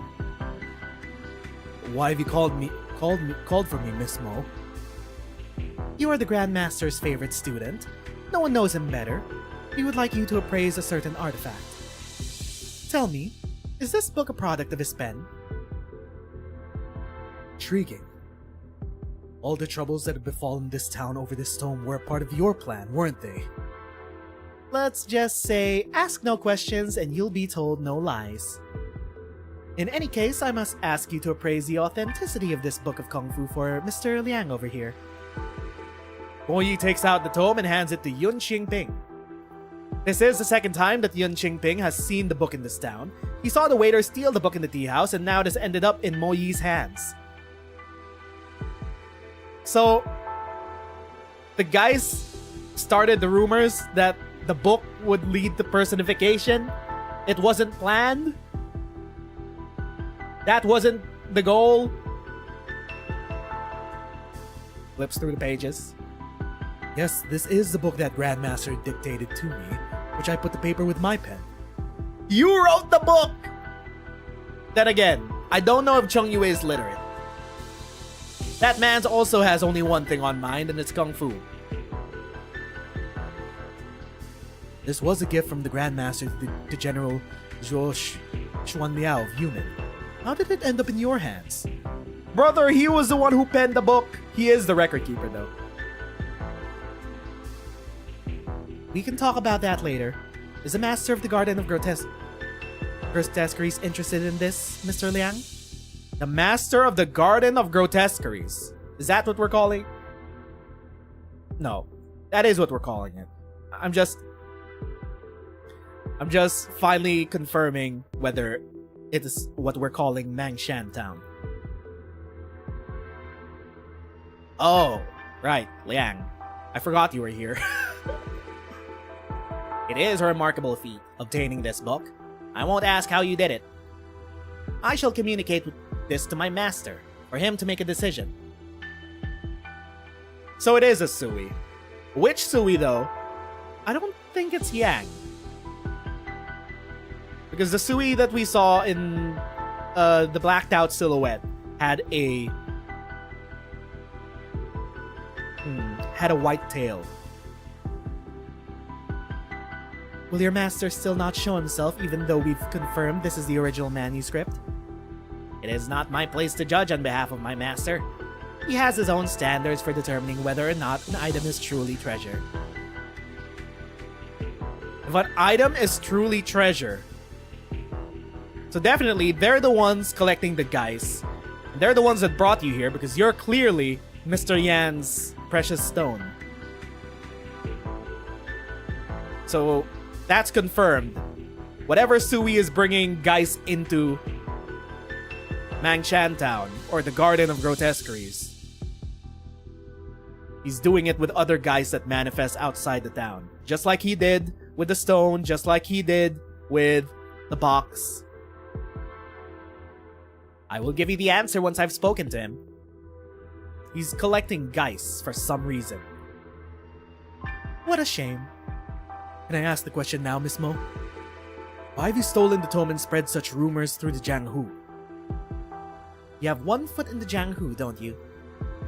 I accompanied my master on his travels in my early years, but I would not count myself as a Kung Fu master. Neither would I. I'm just a Jianghu nobody with no knowledge of Kung Fu. But I love watching self-proclaimed Kung Fu masters kill each other like starving beasts for a tiny bit of fame. Some ridiculously insignificant squabble. The quarrels and bickering of real people is so much more interesting than stage plays. More blood will be spilt for this play of yours. Isn't it a little dishonorable?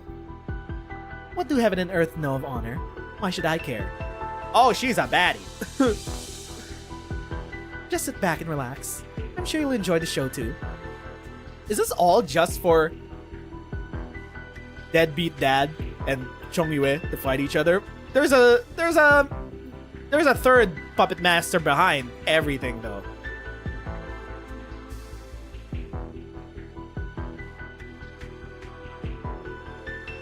Why do they need to set up this fight all the way here in Mangshan Town? Like, why specifically here? In the Geist Town? All these things. What's going on? Am I imagining things, or did all those chairs and tables on the street turn into people? Even the brooms? No, you're not. There's something strange about this town. Just think of the objects turning into people as some kind of illusion. Don't let it bother you too much. Well, I've seen stranger things. These abominations, could there be one of Miss Ling's siblings in this place? I'm afraid the situation is slightly worse than that. What do you mean slightly worse? Ask no questions, get no lies. All of this is lies since she answered a question. Oh, true. I didn't catch that.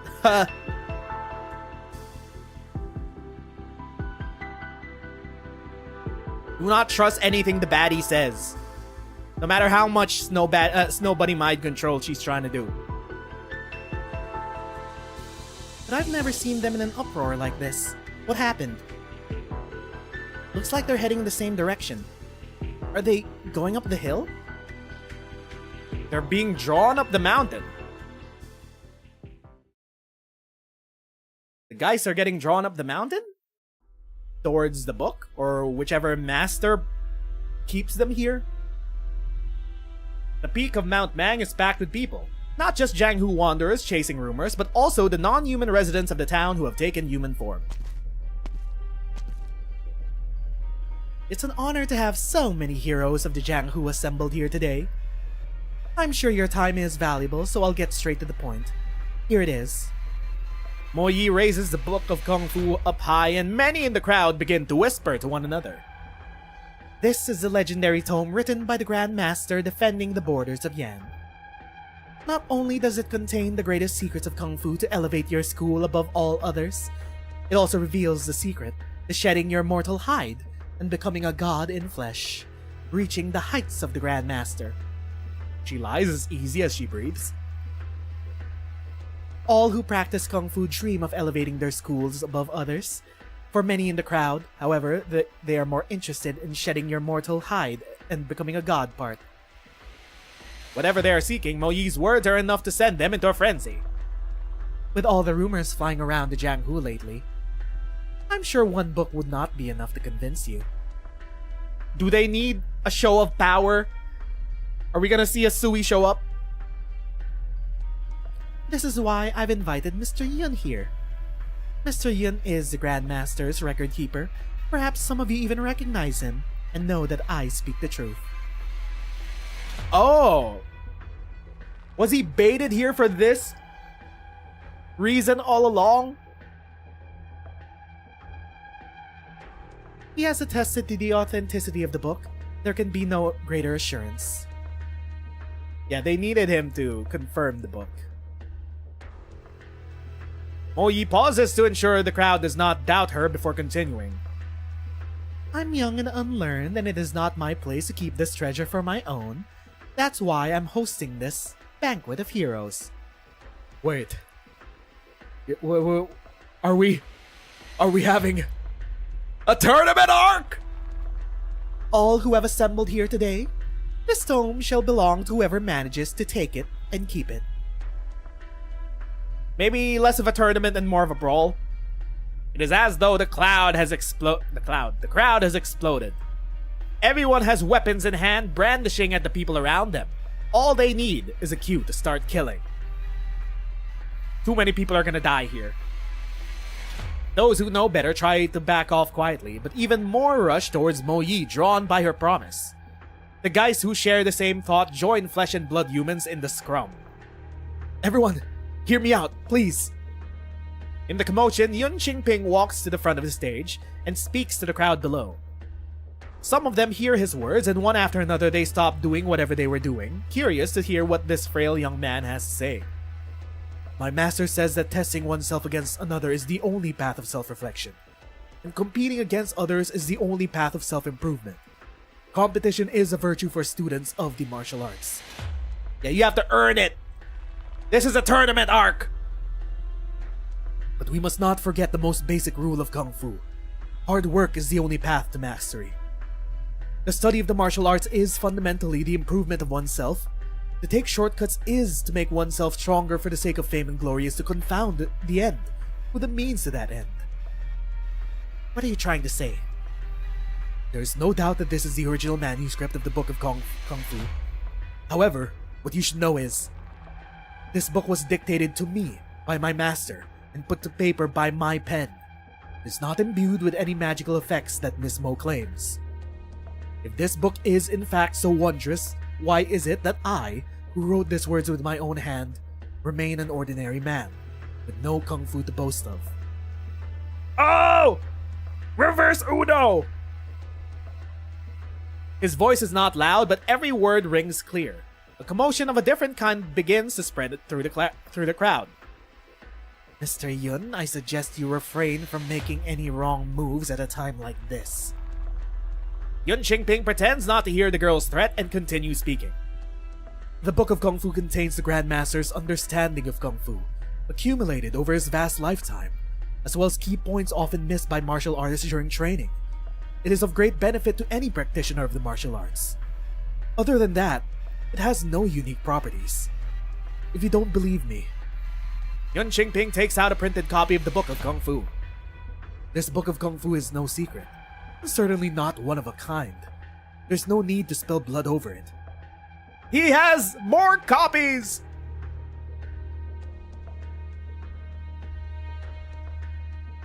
That's one way to calm down the crowd.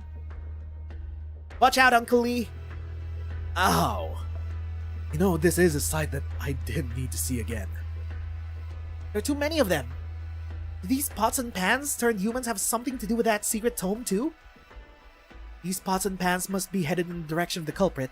We take them in custody and everything will become clear. I would like to ask the two of you to help. First, Master Lin, I'll clear a path for you.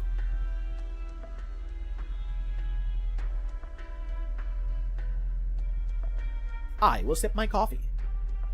Things are getting wild.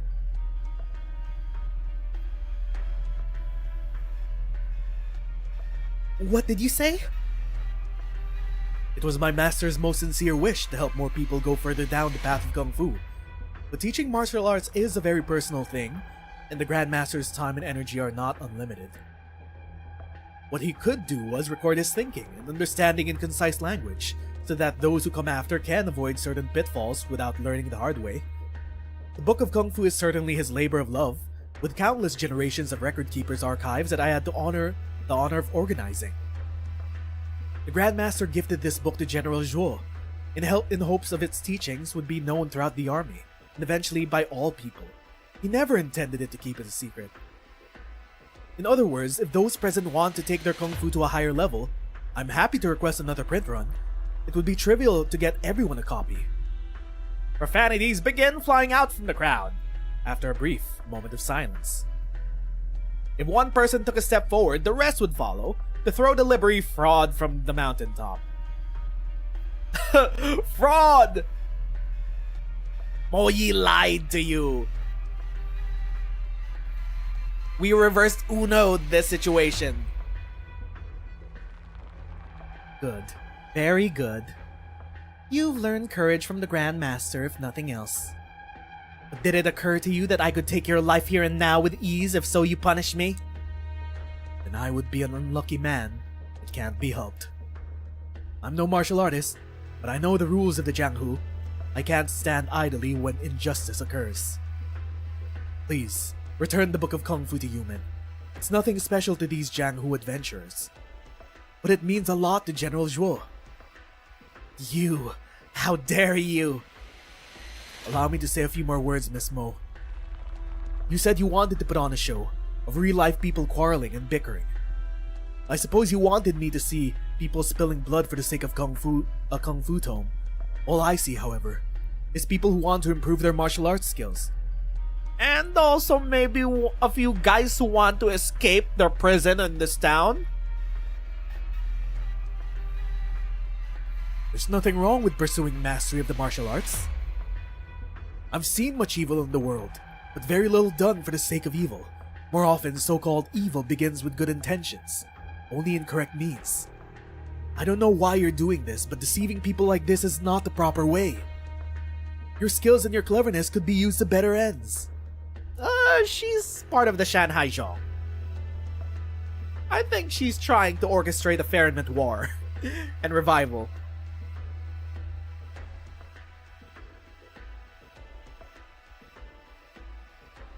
You may not have learned Kung Fu from the Grandmaster, but it looks like you did learn this holier-than-thou attitude. Don't blame me then. Thunder! I have you at last. You are guilty of theft from a critical military facility and you are now deceiving the people with your lies. What is your purpose? This must be the famous Deputy Minister Lin. But you've already resigned your position, haven't you? It's not your style to overstep your bounds, is it? As a Tianshi, I cannot stand by and watch this evil take place. I'm taking you to Bai Zhao. What are you laughing at? I'm laughing at how short-sighted you are despite all the big words you say.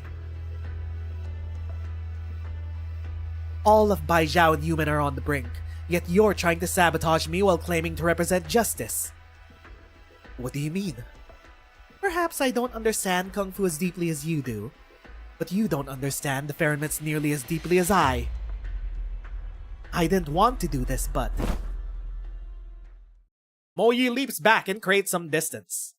Standing at the summit, she holds the tome in her hand with rare focus and reverence in her eyes.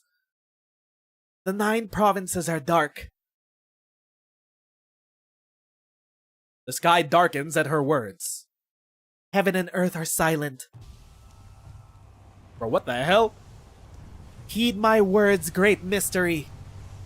In the earth lines warp and weft. In the heavens and the genesis of martial prowess. In the name of the Shanhai Zhong, I bid ye cometh, first of the 12, the name which is Sure. Wait. What? She's calling down Chongyue? How? What? Wait. Huh? He gave up his Sui... His Sui powers. What the fuck is this? The darkness that engulfed heaven and earth is suddenly dashed apart, revealing the manifestation of the bestial Sui, whose towering figure reaching towards the heavens. All present are starkly reminded of their insignificance, even standing at the peak of a mountain. Whether this is really him or simply an illusion, the appearance of this massive shadow signifies one thing: the power of Sho lives within this manuscript. Wait. Motherfucker. Fahrenheit powers, I swear. He's like, I wish to become mortal. I no longer wish to be a Fahrenheit. Meanwhile, his powers have been laying dormant in a book. Right. Sure. Then again, many Fahrenheit across Terra, a lot of their powers and consciousnesses have been sealed away in many an item. So, not surprising. Not surprising. This is basically lock and key. It's Lavatane. It's, who else are Fahrenheit stuck in items? Those are the ones that came off the top of my head. Okay, so Sho, the Sui half, the Sui part of Chongyue, was kept inside his teachings and books. There were power in his words, apparently. Rumbling roar. What? Master? Master? I suppose there are a few living people in Yan who have seen this aspect of him. It's a reminder of what Yan has been facing all these years. If you want to catch me, you'll have to fight him first. Look out! Okay, so the book does contain some of his powers. The massive shadow slams its palm towards the crowd on the ground. The entire mountain shakes.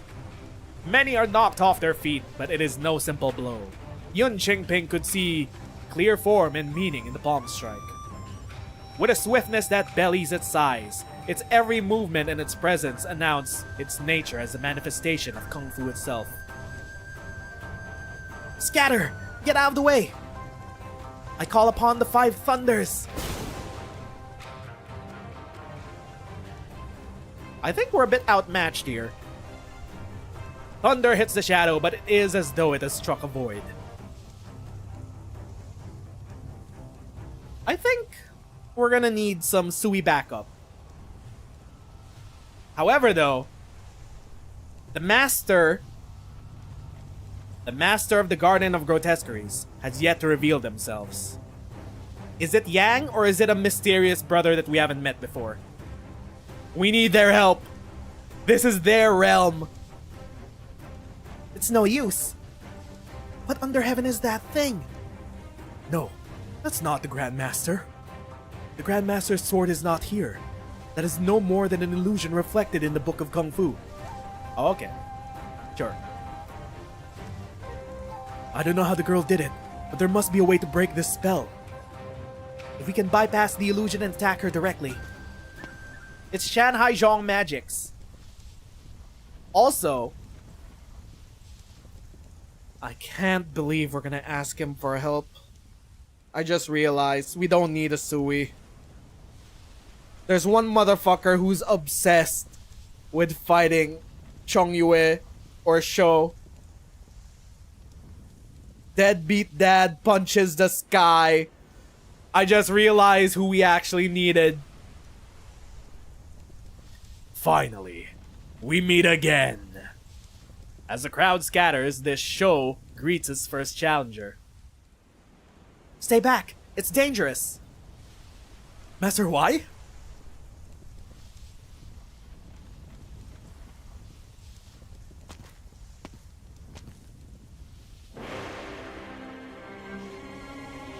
Alright, Giga Chad. Mortal man faces illusion of a god. Huai Tianpei does not answer, striding towards Shou with firm steps. I lost the sword. I broke my promise. I should not have come to see you. My dream was yet to be realized. My life is finite. I must come to see you. Menacing murmur. Oh! Oh, they're straight up Dragon Balling this shit! The fist moves winds and clouds. Huai Tianpei does not dodge or cower, letting the wake of the punch brush against him. Another punch, heavy as a mountain, inexorable as the tide, falls upon Huai Tianpei.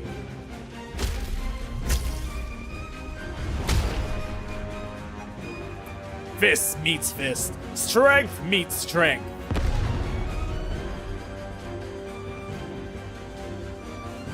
How is this possible? It is the shadow of a god, the manifestation of Kung Fu itself, yet somehow it has met its match. It is a duel between equals. Yun Qingping takes out a pen and paper by instinct.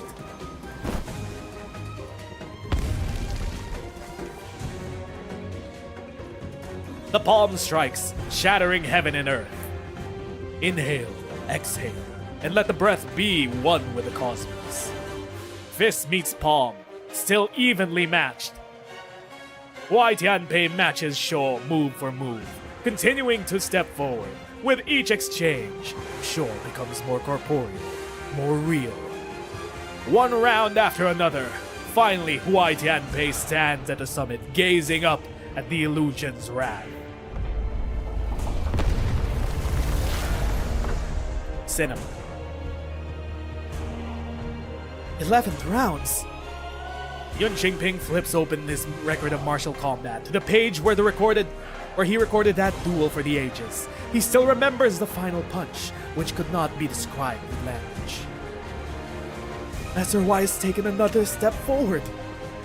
Simplicity is perfection. It is a simple thing to understand. But with life and death on the line, how many could set aside their ego, set aside themselves, cutting everything down to its most simple elements? A single punch or kick at exactly the right time, be it in offense or defense. Kung Fu has become an inherent part of him, in his limbs, in his muscles, in his viscera. 30 rounds have passed. Huai Tianpei still stands. The power of the punches have left 2 deep ditches in the boulder beneath his feet. But he can go no further forward. One more step and he will fall off the cliff. Huai Tianpei shows no intention of backing down. No, he's in danger. But who dares intervene in such a duel? Who can?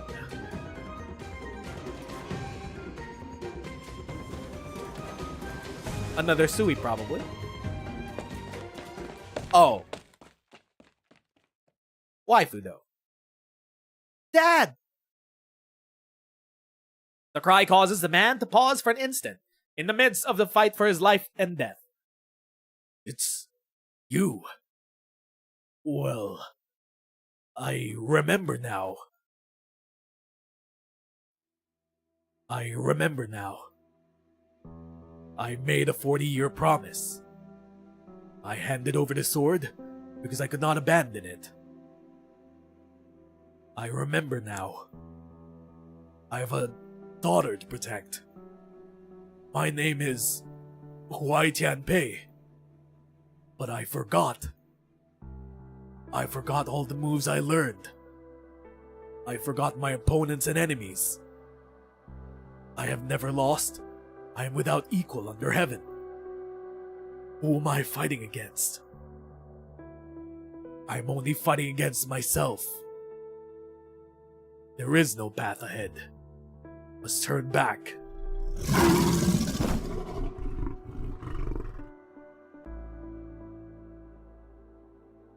Ah! Bai Jin leaps into the air and sends his fist into the chest of Sho. He cuts a ragged figure, but his eyes are crystal clear.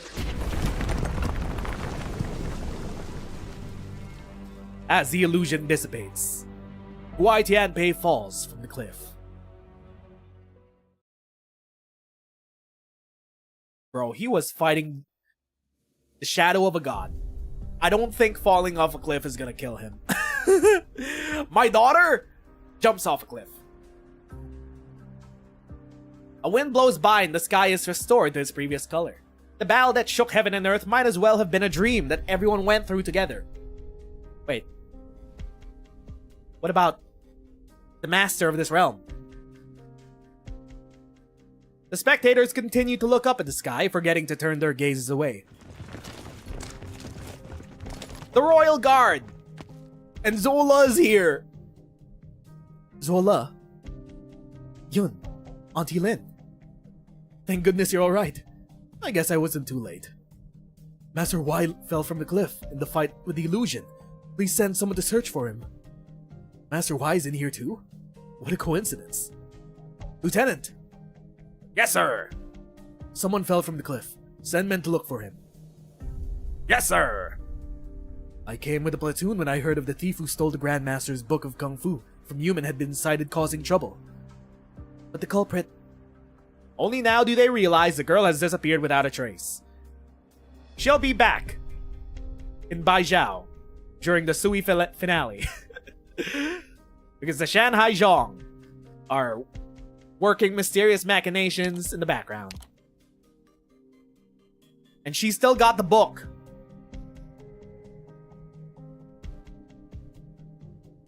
Huh. The Shanghai Zhong still have the book. The Shanghai Zhong, their goals are to revive the reign of the Sui of the Farenmit in Yan. They already have the help of the They-Them Sui, the They-Them Farenmit. Are they getting helped out by another Sui brother? Hold up. Meanwhile, the bestial Sui is having a standoff with Wang and the Royal Guards down at the tomb. All the routes in and out of the mountains are being watched. She won't escape. As for the rest of you, by imperial decree, those present are deemed to have been incited by an outlaw, and your culpability in this matter will not be pursued if you leave this place at once.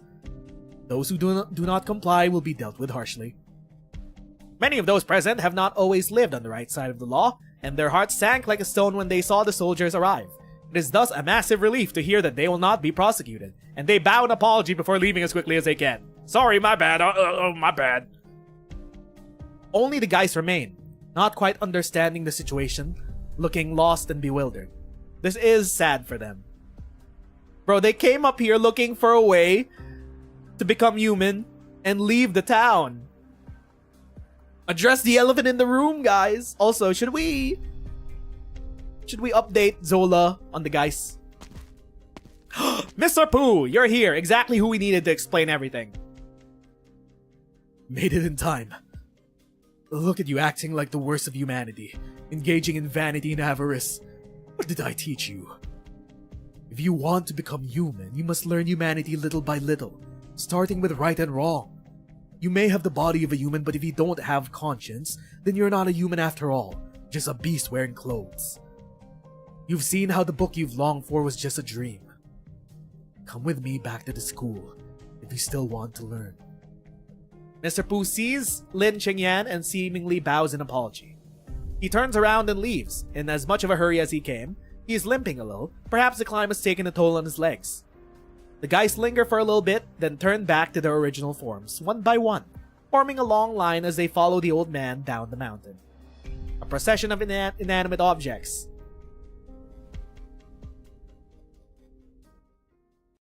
Hello? There's still the master of the Garden of Grotesqueries. What do you mean? We only got one chapter left and we're probably gonna get a follow-up in IS-6. Fine. Fuck. Give me my fragment.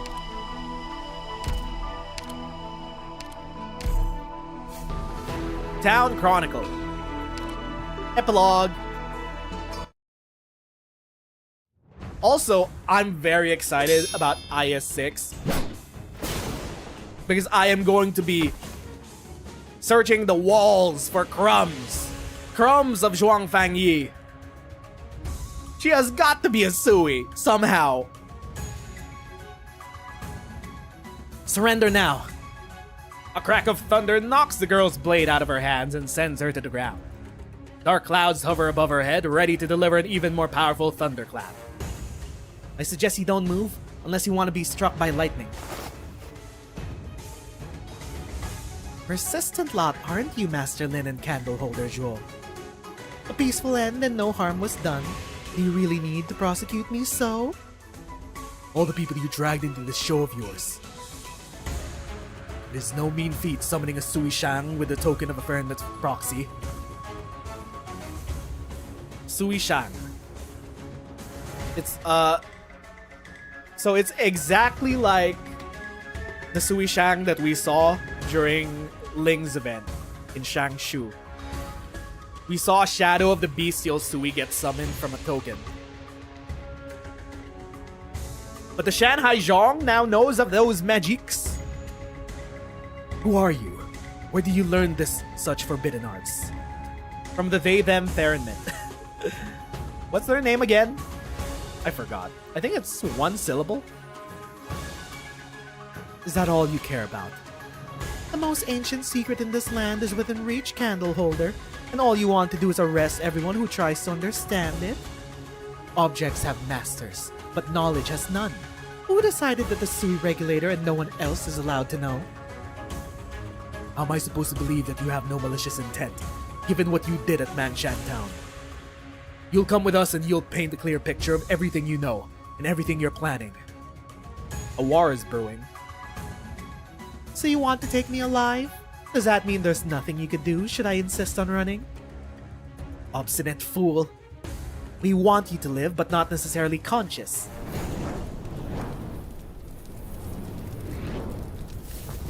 One moment. A crack echoes in the sky, but the fire is faster. Fire? The blade of flame cuts through the thunder, and a figure lands in front of the library. What? Blade of flame? Yo! It's the other Farinmit! She is a Farinmit, right? Or is she just a... Is she just an ancient? Or elder? I keep mixing ancient and elder up together. You know what I mean. Your Leifa is quite impressive for your age. Your arts are familiar. Does Bai Dingshan's generations have their own students now? These fire arts. Could you be Zushi? Isn't this the girl who played with grain buds in Dahwang? I am Lin Qingyan, student of the Leifa School and of the Tianxi Bureau. This is an informal occasion, no need for formalities. You too, girl. Mo Yi of the Shanghai Zhong. Greetings, Tianxi. Okay, I don't think she's a Ferryman. She's probably just a Garuda. So she's really Shanghai Zhong. Why the look of surprise? Go to the scrolls in the deepest sections of your library. You are the ones who are behind in terms of Ferryman research. All I see is Shanghai Zhong committing evil deeds of every kind in the name of the Ferrymans. What have I to do with those who commit murder, arson, and other deeds under the Shanghai Zhong name? How is it any of my business? Can you guarantee that everyone who wears that shiny uniform of yours is an upstanding individual? Huh. There seems to be a schism within Shanghai Zhong. You! These eccentric ways, this sharp tongue of yours, you're just like your founder. I thought the old carpenter didn't have any heirs left after all these years. Looks like I was wrong. The great hunt 1,000 years ago contradicted his ideals. He became disillusioned and shied away from society. But some people remember how he wanted to stop the war. You talk big. How do you intend to stop this war? I simply wanted to see the master of the Garden of Grotesqueries. It was for this reason that I stole the Book of Kung Fu and summoned the Sui Shan. I guarantee that this war can be stopped if I'm allowed to enter his garden and find a certain object. Oh, huh? You're apparently on our side. You don't want the war with the bestial Sui to start, and you just had to meet the master of the garden. A remnant of a proxy who disappeared. Wait. What? No. Wait. Hey, yo! Is this who we think it is? You have nerve if nothing else. Roundhead, you've been listening long enough. Are you going to welcome your guest or not? Roundhead? Oh, right, Liang. All the guests present today are very important. You certainly made my heart skip a beat with your suggestion. Or you would if I had one. Enough small talk. This has to do more with you than anyone else. What do you plan on doing? I spoke with my master just now. Since both you and the candle holder of the Sui regulator are here, may I make a proposal? May we have our guests assist in the placation for this year, as it seems fate has intended? Placation? Wait. Is this connected to the disaster decades ago where, for some unknown reason, a bunch of guys attacked the town? Placation. The Sui regulator checks on the slumbering bestial Sui and reinforces the seal of the tomb of the Sui. This process is called the placation. Oh. But it has always been the most experienced candle holders who handled the affair. The rogue proxy entered the tomb of Sui several days ago. There has been no news since. The Sui regulator is likely vexed about how to conduct this year's placation. Okay, we finally have a timeline. This takes place days after Yu's event. Yu and Blaze's event. It's just days though. May I interest you for a roguelike run?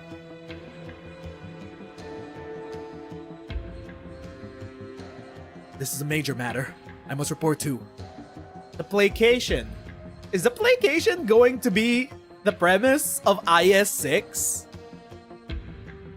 To calm down the bestial Sui? To reinforce the seal on the tomb? Hold up. That might be the premise of IS-6. You really think there's time to make a report? Just go on. If the Grand Shooter asks, tell him I gave the nod. Understood. You girl, you're coming with me. Me? You don't get along with that candle holder kid, and you'll just keep fighting in there. Whatever you're looking for, he can look for it with you. For you. As for you, I want to talk to you about that master of yours. Oh, she's a Giga Chad. As you wish. She just calmed down this entire conflict with a single flame strike. What should we do? It's not hard. Just go up along the path once you enter the Garden of Grotesqueries, and pay attention to your surroundings. Other than that, be careful of collections in the Garden of Grotesqueries. The Geists of the Master's collection are a far cry from what you see in the town. You must be careful. Oh, the garden is a completely separate place from the town. We're finally getting the puzzle pieces together. You said go up, but we're already at the top of the mountain, aren't we? Where is this Garden of Grotesqueries that you speak of? Infinitely far and infinitely close. When you are on this mountain, you are adjacent to the Garden of Grotesqueries. Taking you into the Garden of Grotesqueries is easy, but reach its depths requires the touch of fate. May I borrow the Weichi board that you carry with you? Okay, so this is the premise of IS-6. Got it. Basically, it's a maze. We have to head to the deepest parts to reach the master, which is probably another Sui. I don't think it's Yang. It's definitely not Yang anymore. That option has left because they've confirmed that Yang has been inside the tomb having a standoff with the Bisil Sui for like, how many days? 4-7 days? A few days. So Yang is all the way back in Bai Zhao. So this is a different Sui. And may I have the tome that you're carrying, young lady? Whatever. Thank you. A passage will now be opened. Go through this passage and you may enter the forbidden grounds of the Garden of Grotesqueries. Lines of war, warp and weft, in the order of heaven and earth. This is just a setup for IS-6.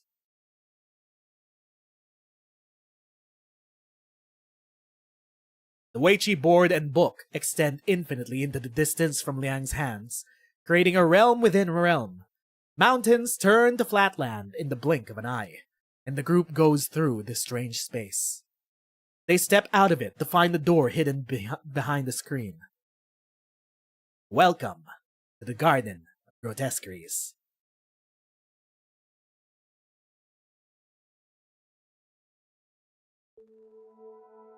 Meanwhile, back at Mangsha... No? Here we are. This was a town of vitality before the disaster, with hundreds of households and flourishing farmland. Many years have passed, and now all that is left is... Come out. Yo! These are the enemies from all the previous Sui events. They're Geists. You. Yes, Master Liang. Are all of you here? There are some broken tiles and bricks amidst the ruins. Not much time has passed since they awakened, and they do not yet understand language, should they be brought out. Let me explain why I'm here first.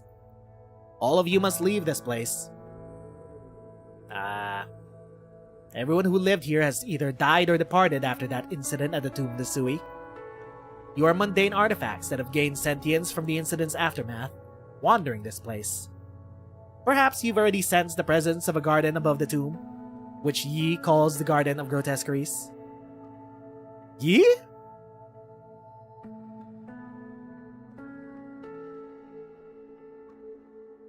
Neither Yan nor the siblings will tolerate the presence of a geist-infested ruin in the vicinity of the Garden of Grotesqueries. We understand. But where can we go, Master Liang? He said those of good form and quality can find a home in the garden. The rest must be cleaned up. You have 1 month to prepare. All traces of the disaster should be gone by then. Yi!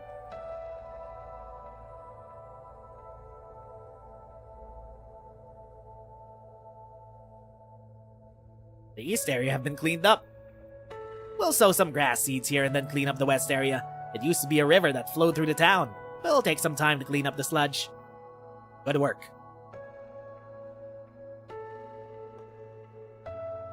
They're just little guys. They mean no harm.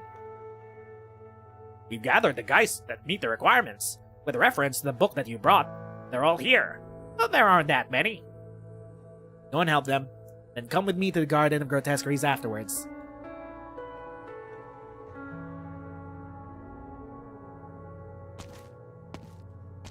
Hey, yo?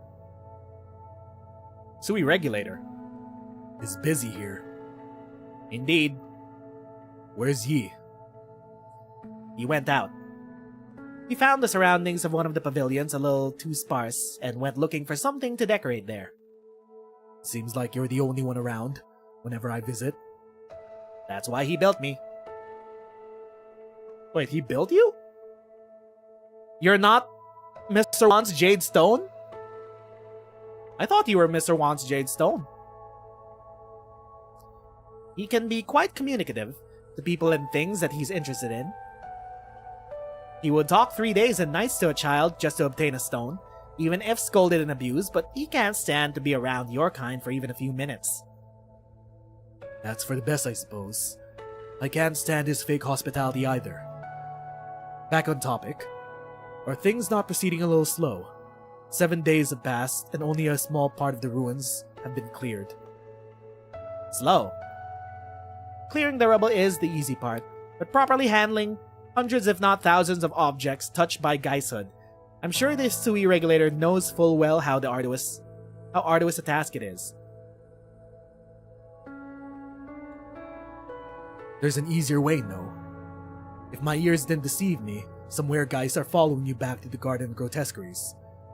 Do you mean that I should take all the Geist touch objects, bricks and tiles, weeds and branches, chairs and tables, cups and plates, back to the Garden of Grotesqueries? Yes. We don't have the space. Didn't you say that Yi thought the garden was a little sparse? Surtur could never. Did I? The awakening of the Sui caused great upheaval in Bai Jin and the surrounding lands. Your siblings have paid a dear price even. Yeah. Reference, Shu died and resurrected like 5 minutes later. Stop. He says that is all. Oh, is he talking about Jie? That is all in the past. The siblings do not wish to speak of it, especially not with you. Hold up. Wait a minute. There are 12 siblings, right? Dusk, Nian, Yu, Shu, Wang, Yi, mysterious brother who also looks like Shu. I'm missing like 5. Who am I missing? Ling, Chongyue, Jie. There are 2 more that I'm missing.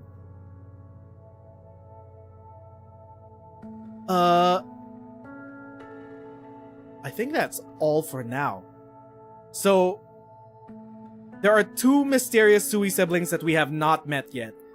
And that's Yi, and supposedly a mystery 12th. Could that mystery 12th be Fang Yi? Right? I didn't miss anyone?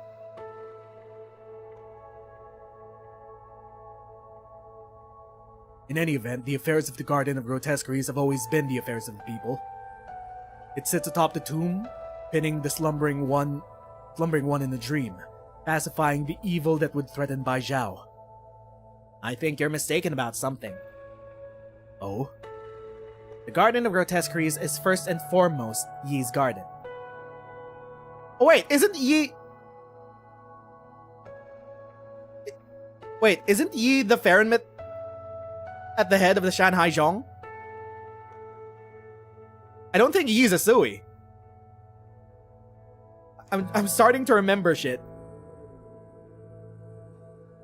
Home to the rare and delightful, the eccentric and the grotesque, from all 4 corners, from ancient times to present. Yi would love to have the sights of the whole world in its boundaries, and would gladly move the entire garden's layout for the sake of one little rock. It is not a tool for the Sui regulator, and certainly not a trash heap for the tomb of the Sui. I will deal with the geist near the tomb. The Sui regulator should not presume to interfere with anything else.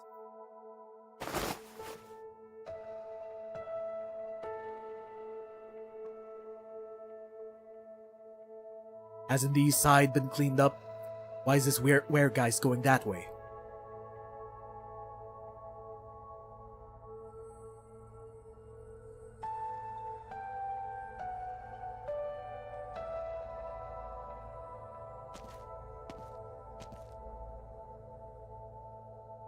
Someone's coming. Stay out of sight.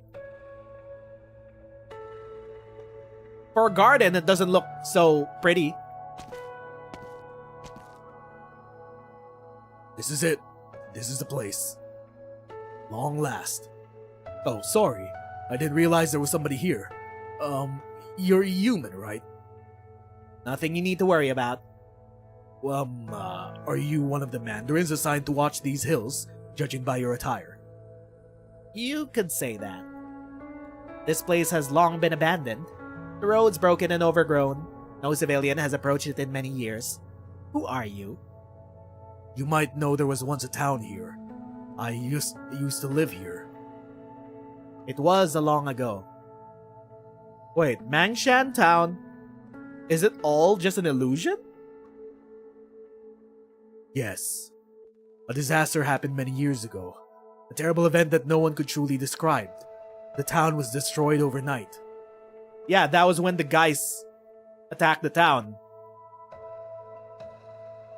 I was a young boy at that time. My whole family was. It was by sheer luck that I survived. I went to Jiangxi and lived there for many years. This is the first time I've been back. Jiangxi is a long way from here. A very long way. I spent most of my money that I saved over the years on this journey. Just to see these ruins? No. I plan to rest for a couple of days, then get about fixing this house and clearing some farmland around here. This is a flashback after the Jia incident, which caused the guys appearing and going crazy in this town, from what you gathered? Yeah, I was wondering about that, because this scene started after Liang invited the party to go into the garden. So I was wondering when this takes place. So, if this takes place, the town was rebuilt technically. I think my journey has come to an end. Or maybe not, whatever. We'll just keep reading through. I don't understand. You found a new life in Jiangxi. Why are you obsessed with these broken ruins? They may look like ruins to you. Broken beams, cracked bricks overgrown with weeds. But after all these years, I still remember how I hid my pocket money in the corner of the house to buy sweets from a passing peddler. It'd be wild if this person talking was Mr. Wan. Was the Mr. Wan who had the precious stone who made the deal with the mysterious mans? I remember fighting with the neighbor's kid, bringing lunch to our parents in the fields together, going to a class at school at the west side together. This is my home, sir, even if it was destroyed. As you say, it was destroyed. You remember the disaster. Aren't you afraid it may strike again? Catastrophe is everywhere in this land. There's no haven that has never been touched by disaster.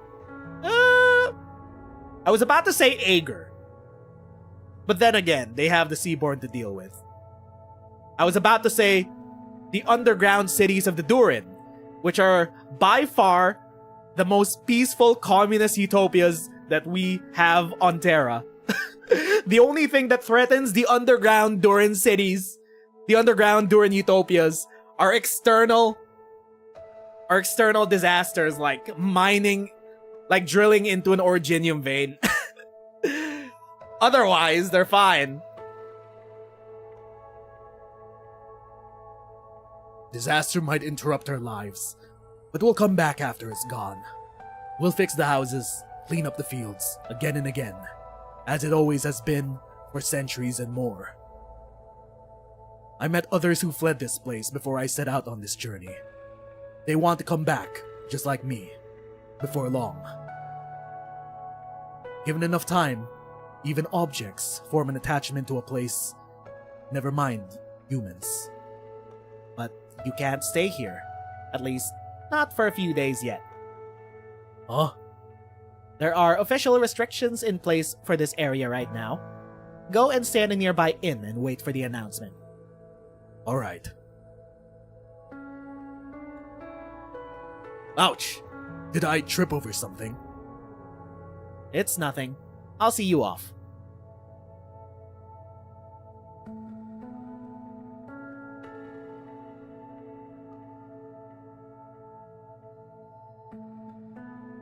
Come out. Silence. I suggest you come out while I'm still asking politely. I'm kinda growing fond of Liang. At least, they're the one non-humanoid, friendly-looking person, and they don't freak me out as much as the presence saluting like mulesies. The presence freaks me out. Not gonna lie. Liang's a G. They're cool.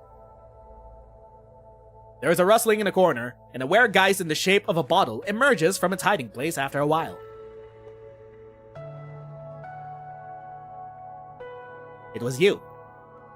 You were the one who was running around when the Sui regulator came, weren't you? This place has been cleaned up. Why are you hiding here?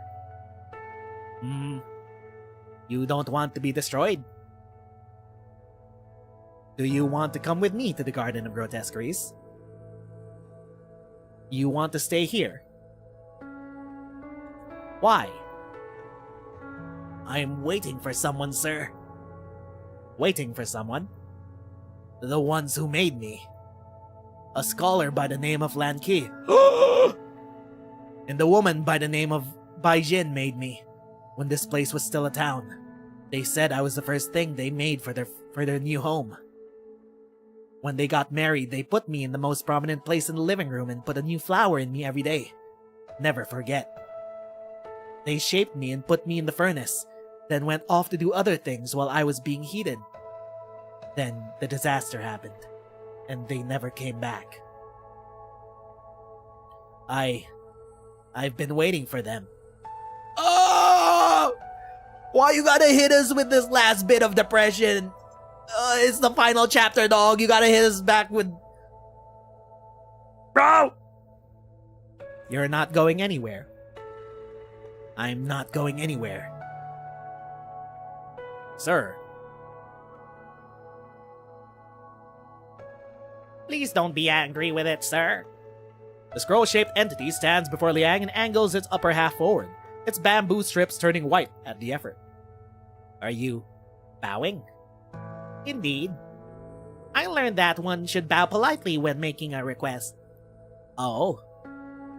There used to be a school on the west side of town, and I laid it at the top layer of the bookshelf. The teacher told the students manners maketh Wait a minute. He said it many times, and I remembered. It didn't mean to disobey your orders, but it has had no other thought in his mind for so many years. Could you perhaps oblige it? Why are these little guys so polite? The scroll-shaped entity once again bows. Why are these motherfuckers our enemies in the gameplay? The scroll-shaped entity once again bows. I won't let you hurt it no matter your answer. A sword-shaped entity puts itself in front of the ball-shaped entity and scroll-shaped entity, pointing its head, the tip of the sword, towards Liang. Its blade reflects the sunlight.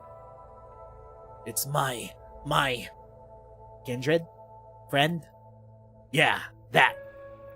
I have a few questions for you, Bottle. Yes, sir. When did you start thinking that way? I don't remember. Have you ever doubted? Why should I doubt? That man from Jiangxi came back. So will Lan Ki and Bai Jin. I don't know about that. Liang stands in silence as the wind blows through his hollow skull and chest mechanism, causing a soft humming sound. He looks like he is thinking. I thought the contamination that contained you caused you to form basic sentence, no more than that. You wander around this place, your words and actions limited by your attributes as objects. Little did I imagine that you would develop human-level thoughts and emotions. And this is all, supposedly, the aftermath of the Sui tomb. The powers from the Sui tomb leaking out, since the bestial Sui and Wang are having a standoff right now.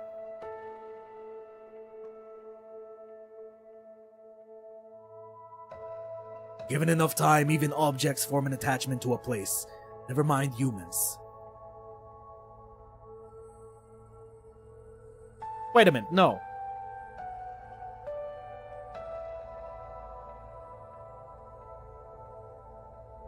The town has existed for like 70 years since Mr. Pooh has been around for that long, teaching the Geist. So it wasn't specifically the tomb causing an uproar to create. It wasn't specifically the incident, the one incident that caused the Geist to manifest. They've been around for a long time. It's just that there's a whole new incident that caused them to freak out and shit. You are weregeist that have lingered after the disaster. Do you remember what the town looked like? We do, sir. Can you restore it? Yes.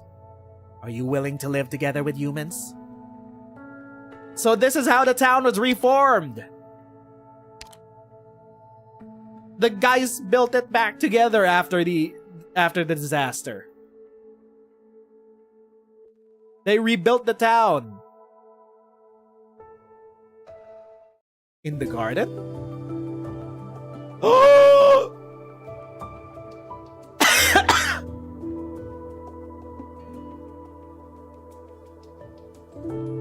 New Sui reveal! Let's go!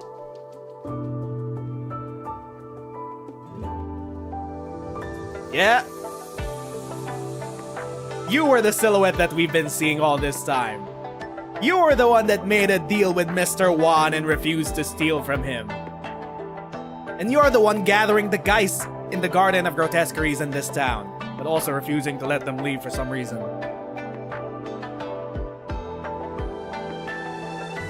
It's Yi! Okay, Yi is a Sui. And a brother.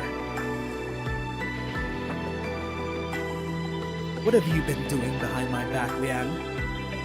What is it? I told you to clean up the ruins. Destroy the weregeist that should be destroyed and bring back the weregeist that should be brought back to the Garden of Grotesqueries. He's just walking about the town. Does that imply that the town is literally the garden? Because the guys rebuilt the garden, rebuilt the town. But you built a town? You're talking like you don't know. And there are people living here. There are real people coexisting with the guys that have come back to the town. And that's how we got the present day, the present events. I'm your creation. My thoughts are your thoughts. My deeds are your deeds. I see.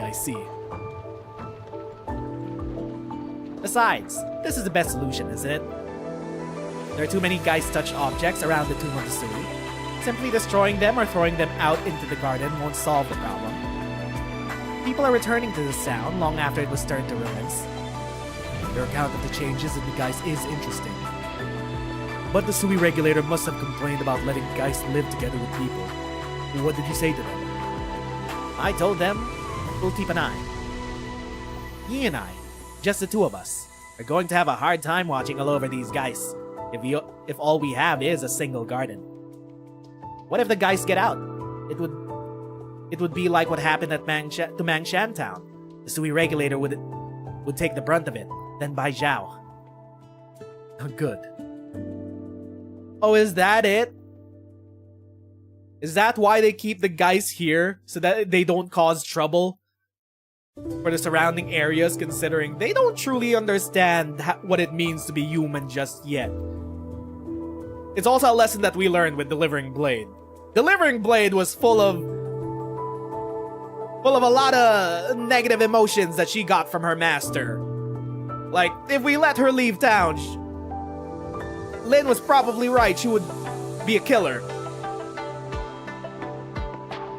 But also, a lot of the guys seemingly want to leave town. I never have to worry with you in charge.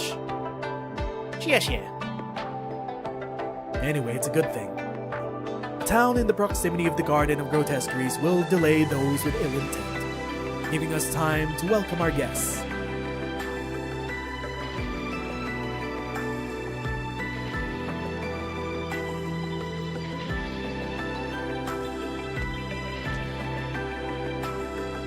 Now clean the garden, and let us welcome our visitors.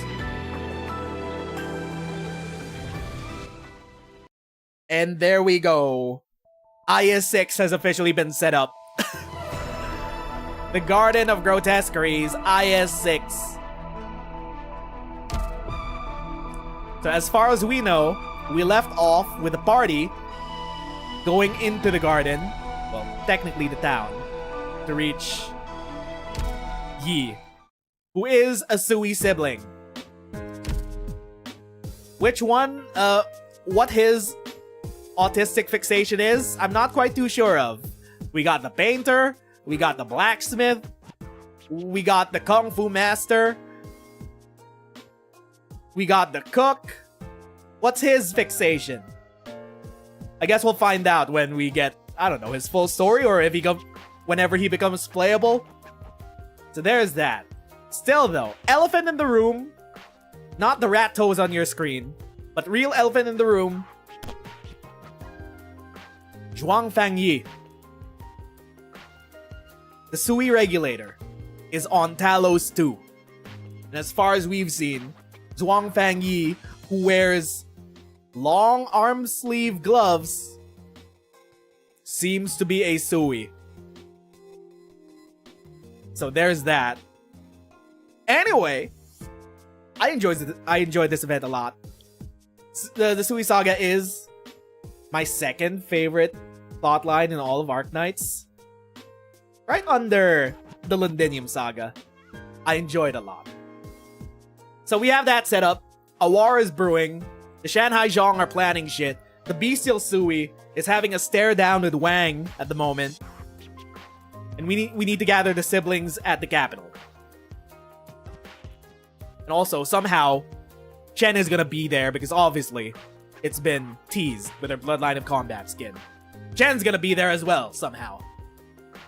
But anyway, that's gonna be that for our story reading of Fantasy in the Mirage. IS-6 should be coming very soon, methinks, and we will be playing that. Maybe this might be an excuse for me to finally catch up on everything I've missed in IS, because I am only level 36 in IS-5. I have not gone through any of the stories here, and I'm still incomplete in reading the stories and experiencing the endings of even IS-4. So I have so much shit to catch up on that I have in my backlog. But anyway, there's that. Thank you to everyone that stopped by, chilled out in chat, used as a second monitor content, and watched us read and react through Fantasy in the Mirage. That'll be that for now. I don't know if there's gonna be a new event coming in a few days. All we know is that there's gonna be a Taiko collab coming with Myrtle's skin next week. I don't know if there's gonna be any event coming along with it, but we will. Stay tuned for more Arknights content.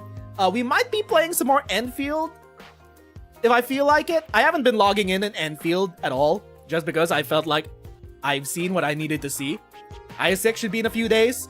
There is a new event in Enfield that a new permanent event they put in Enfield that they put out. I might log in once just to try that, and also maybe check out the other game mode, the Deep Space Etching, whatever the fuck it's called. We haven't tried that on stream yet. But yeah, we're not in a rush to play more Enfield at the moment, since IS-6 should be also in a few days. Anyway, that'll be it for us for now. Once again, my name is Nez, and thanks for watching. I'ma see you friendos next time. Bye-bye.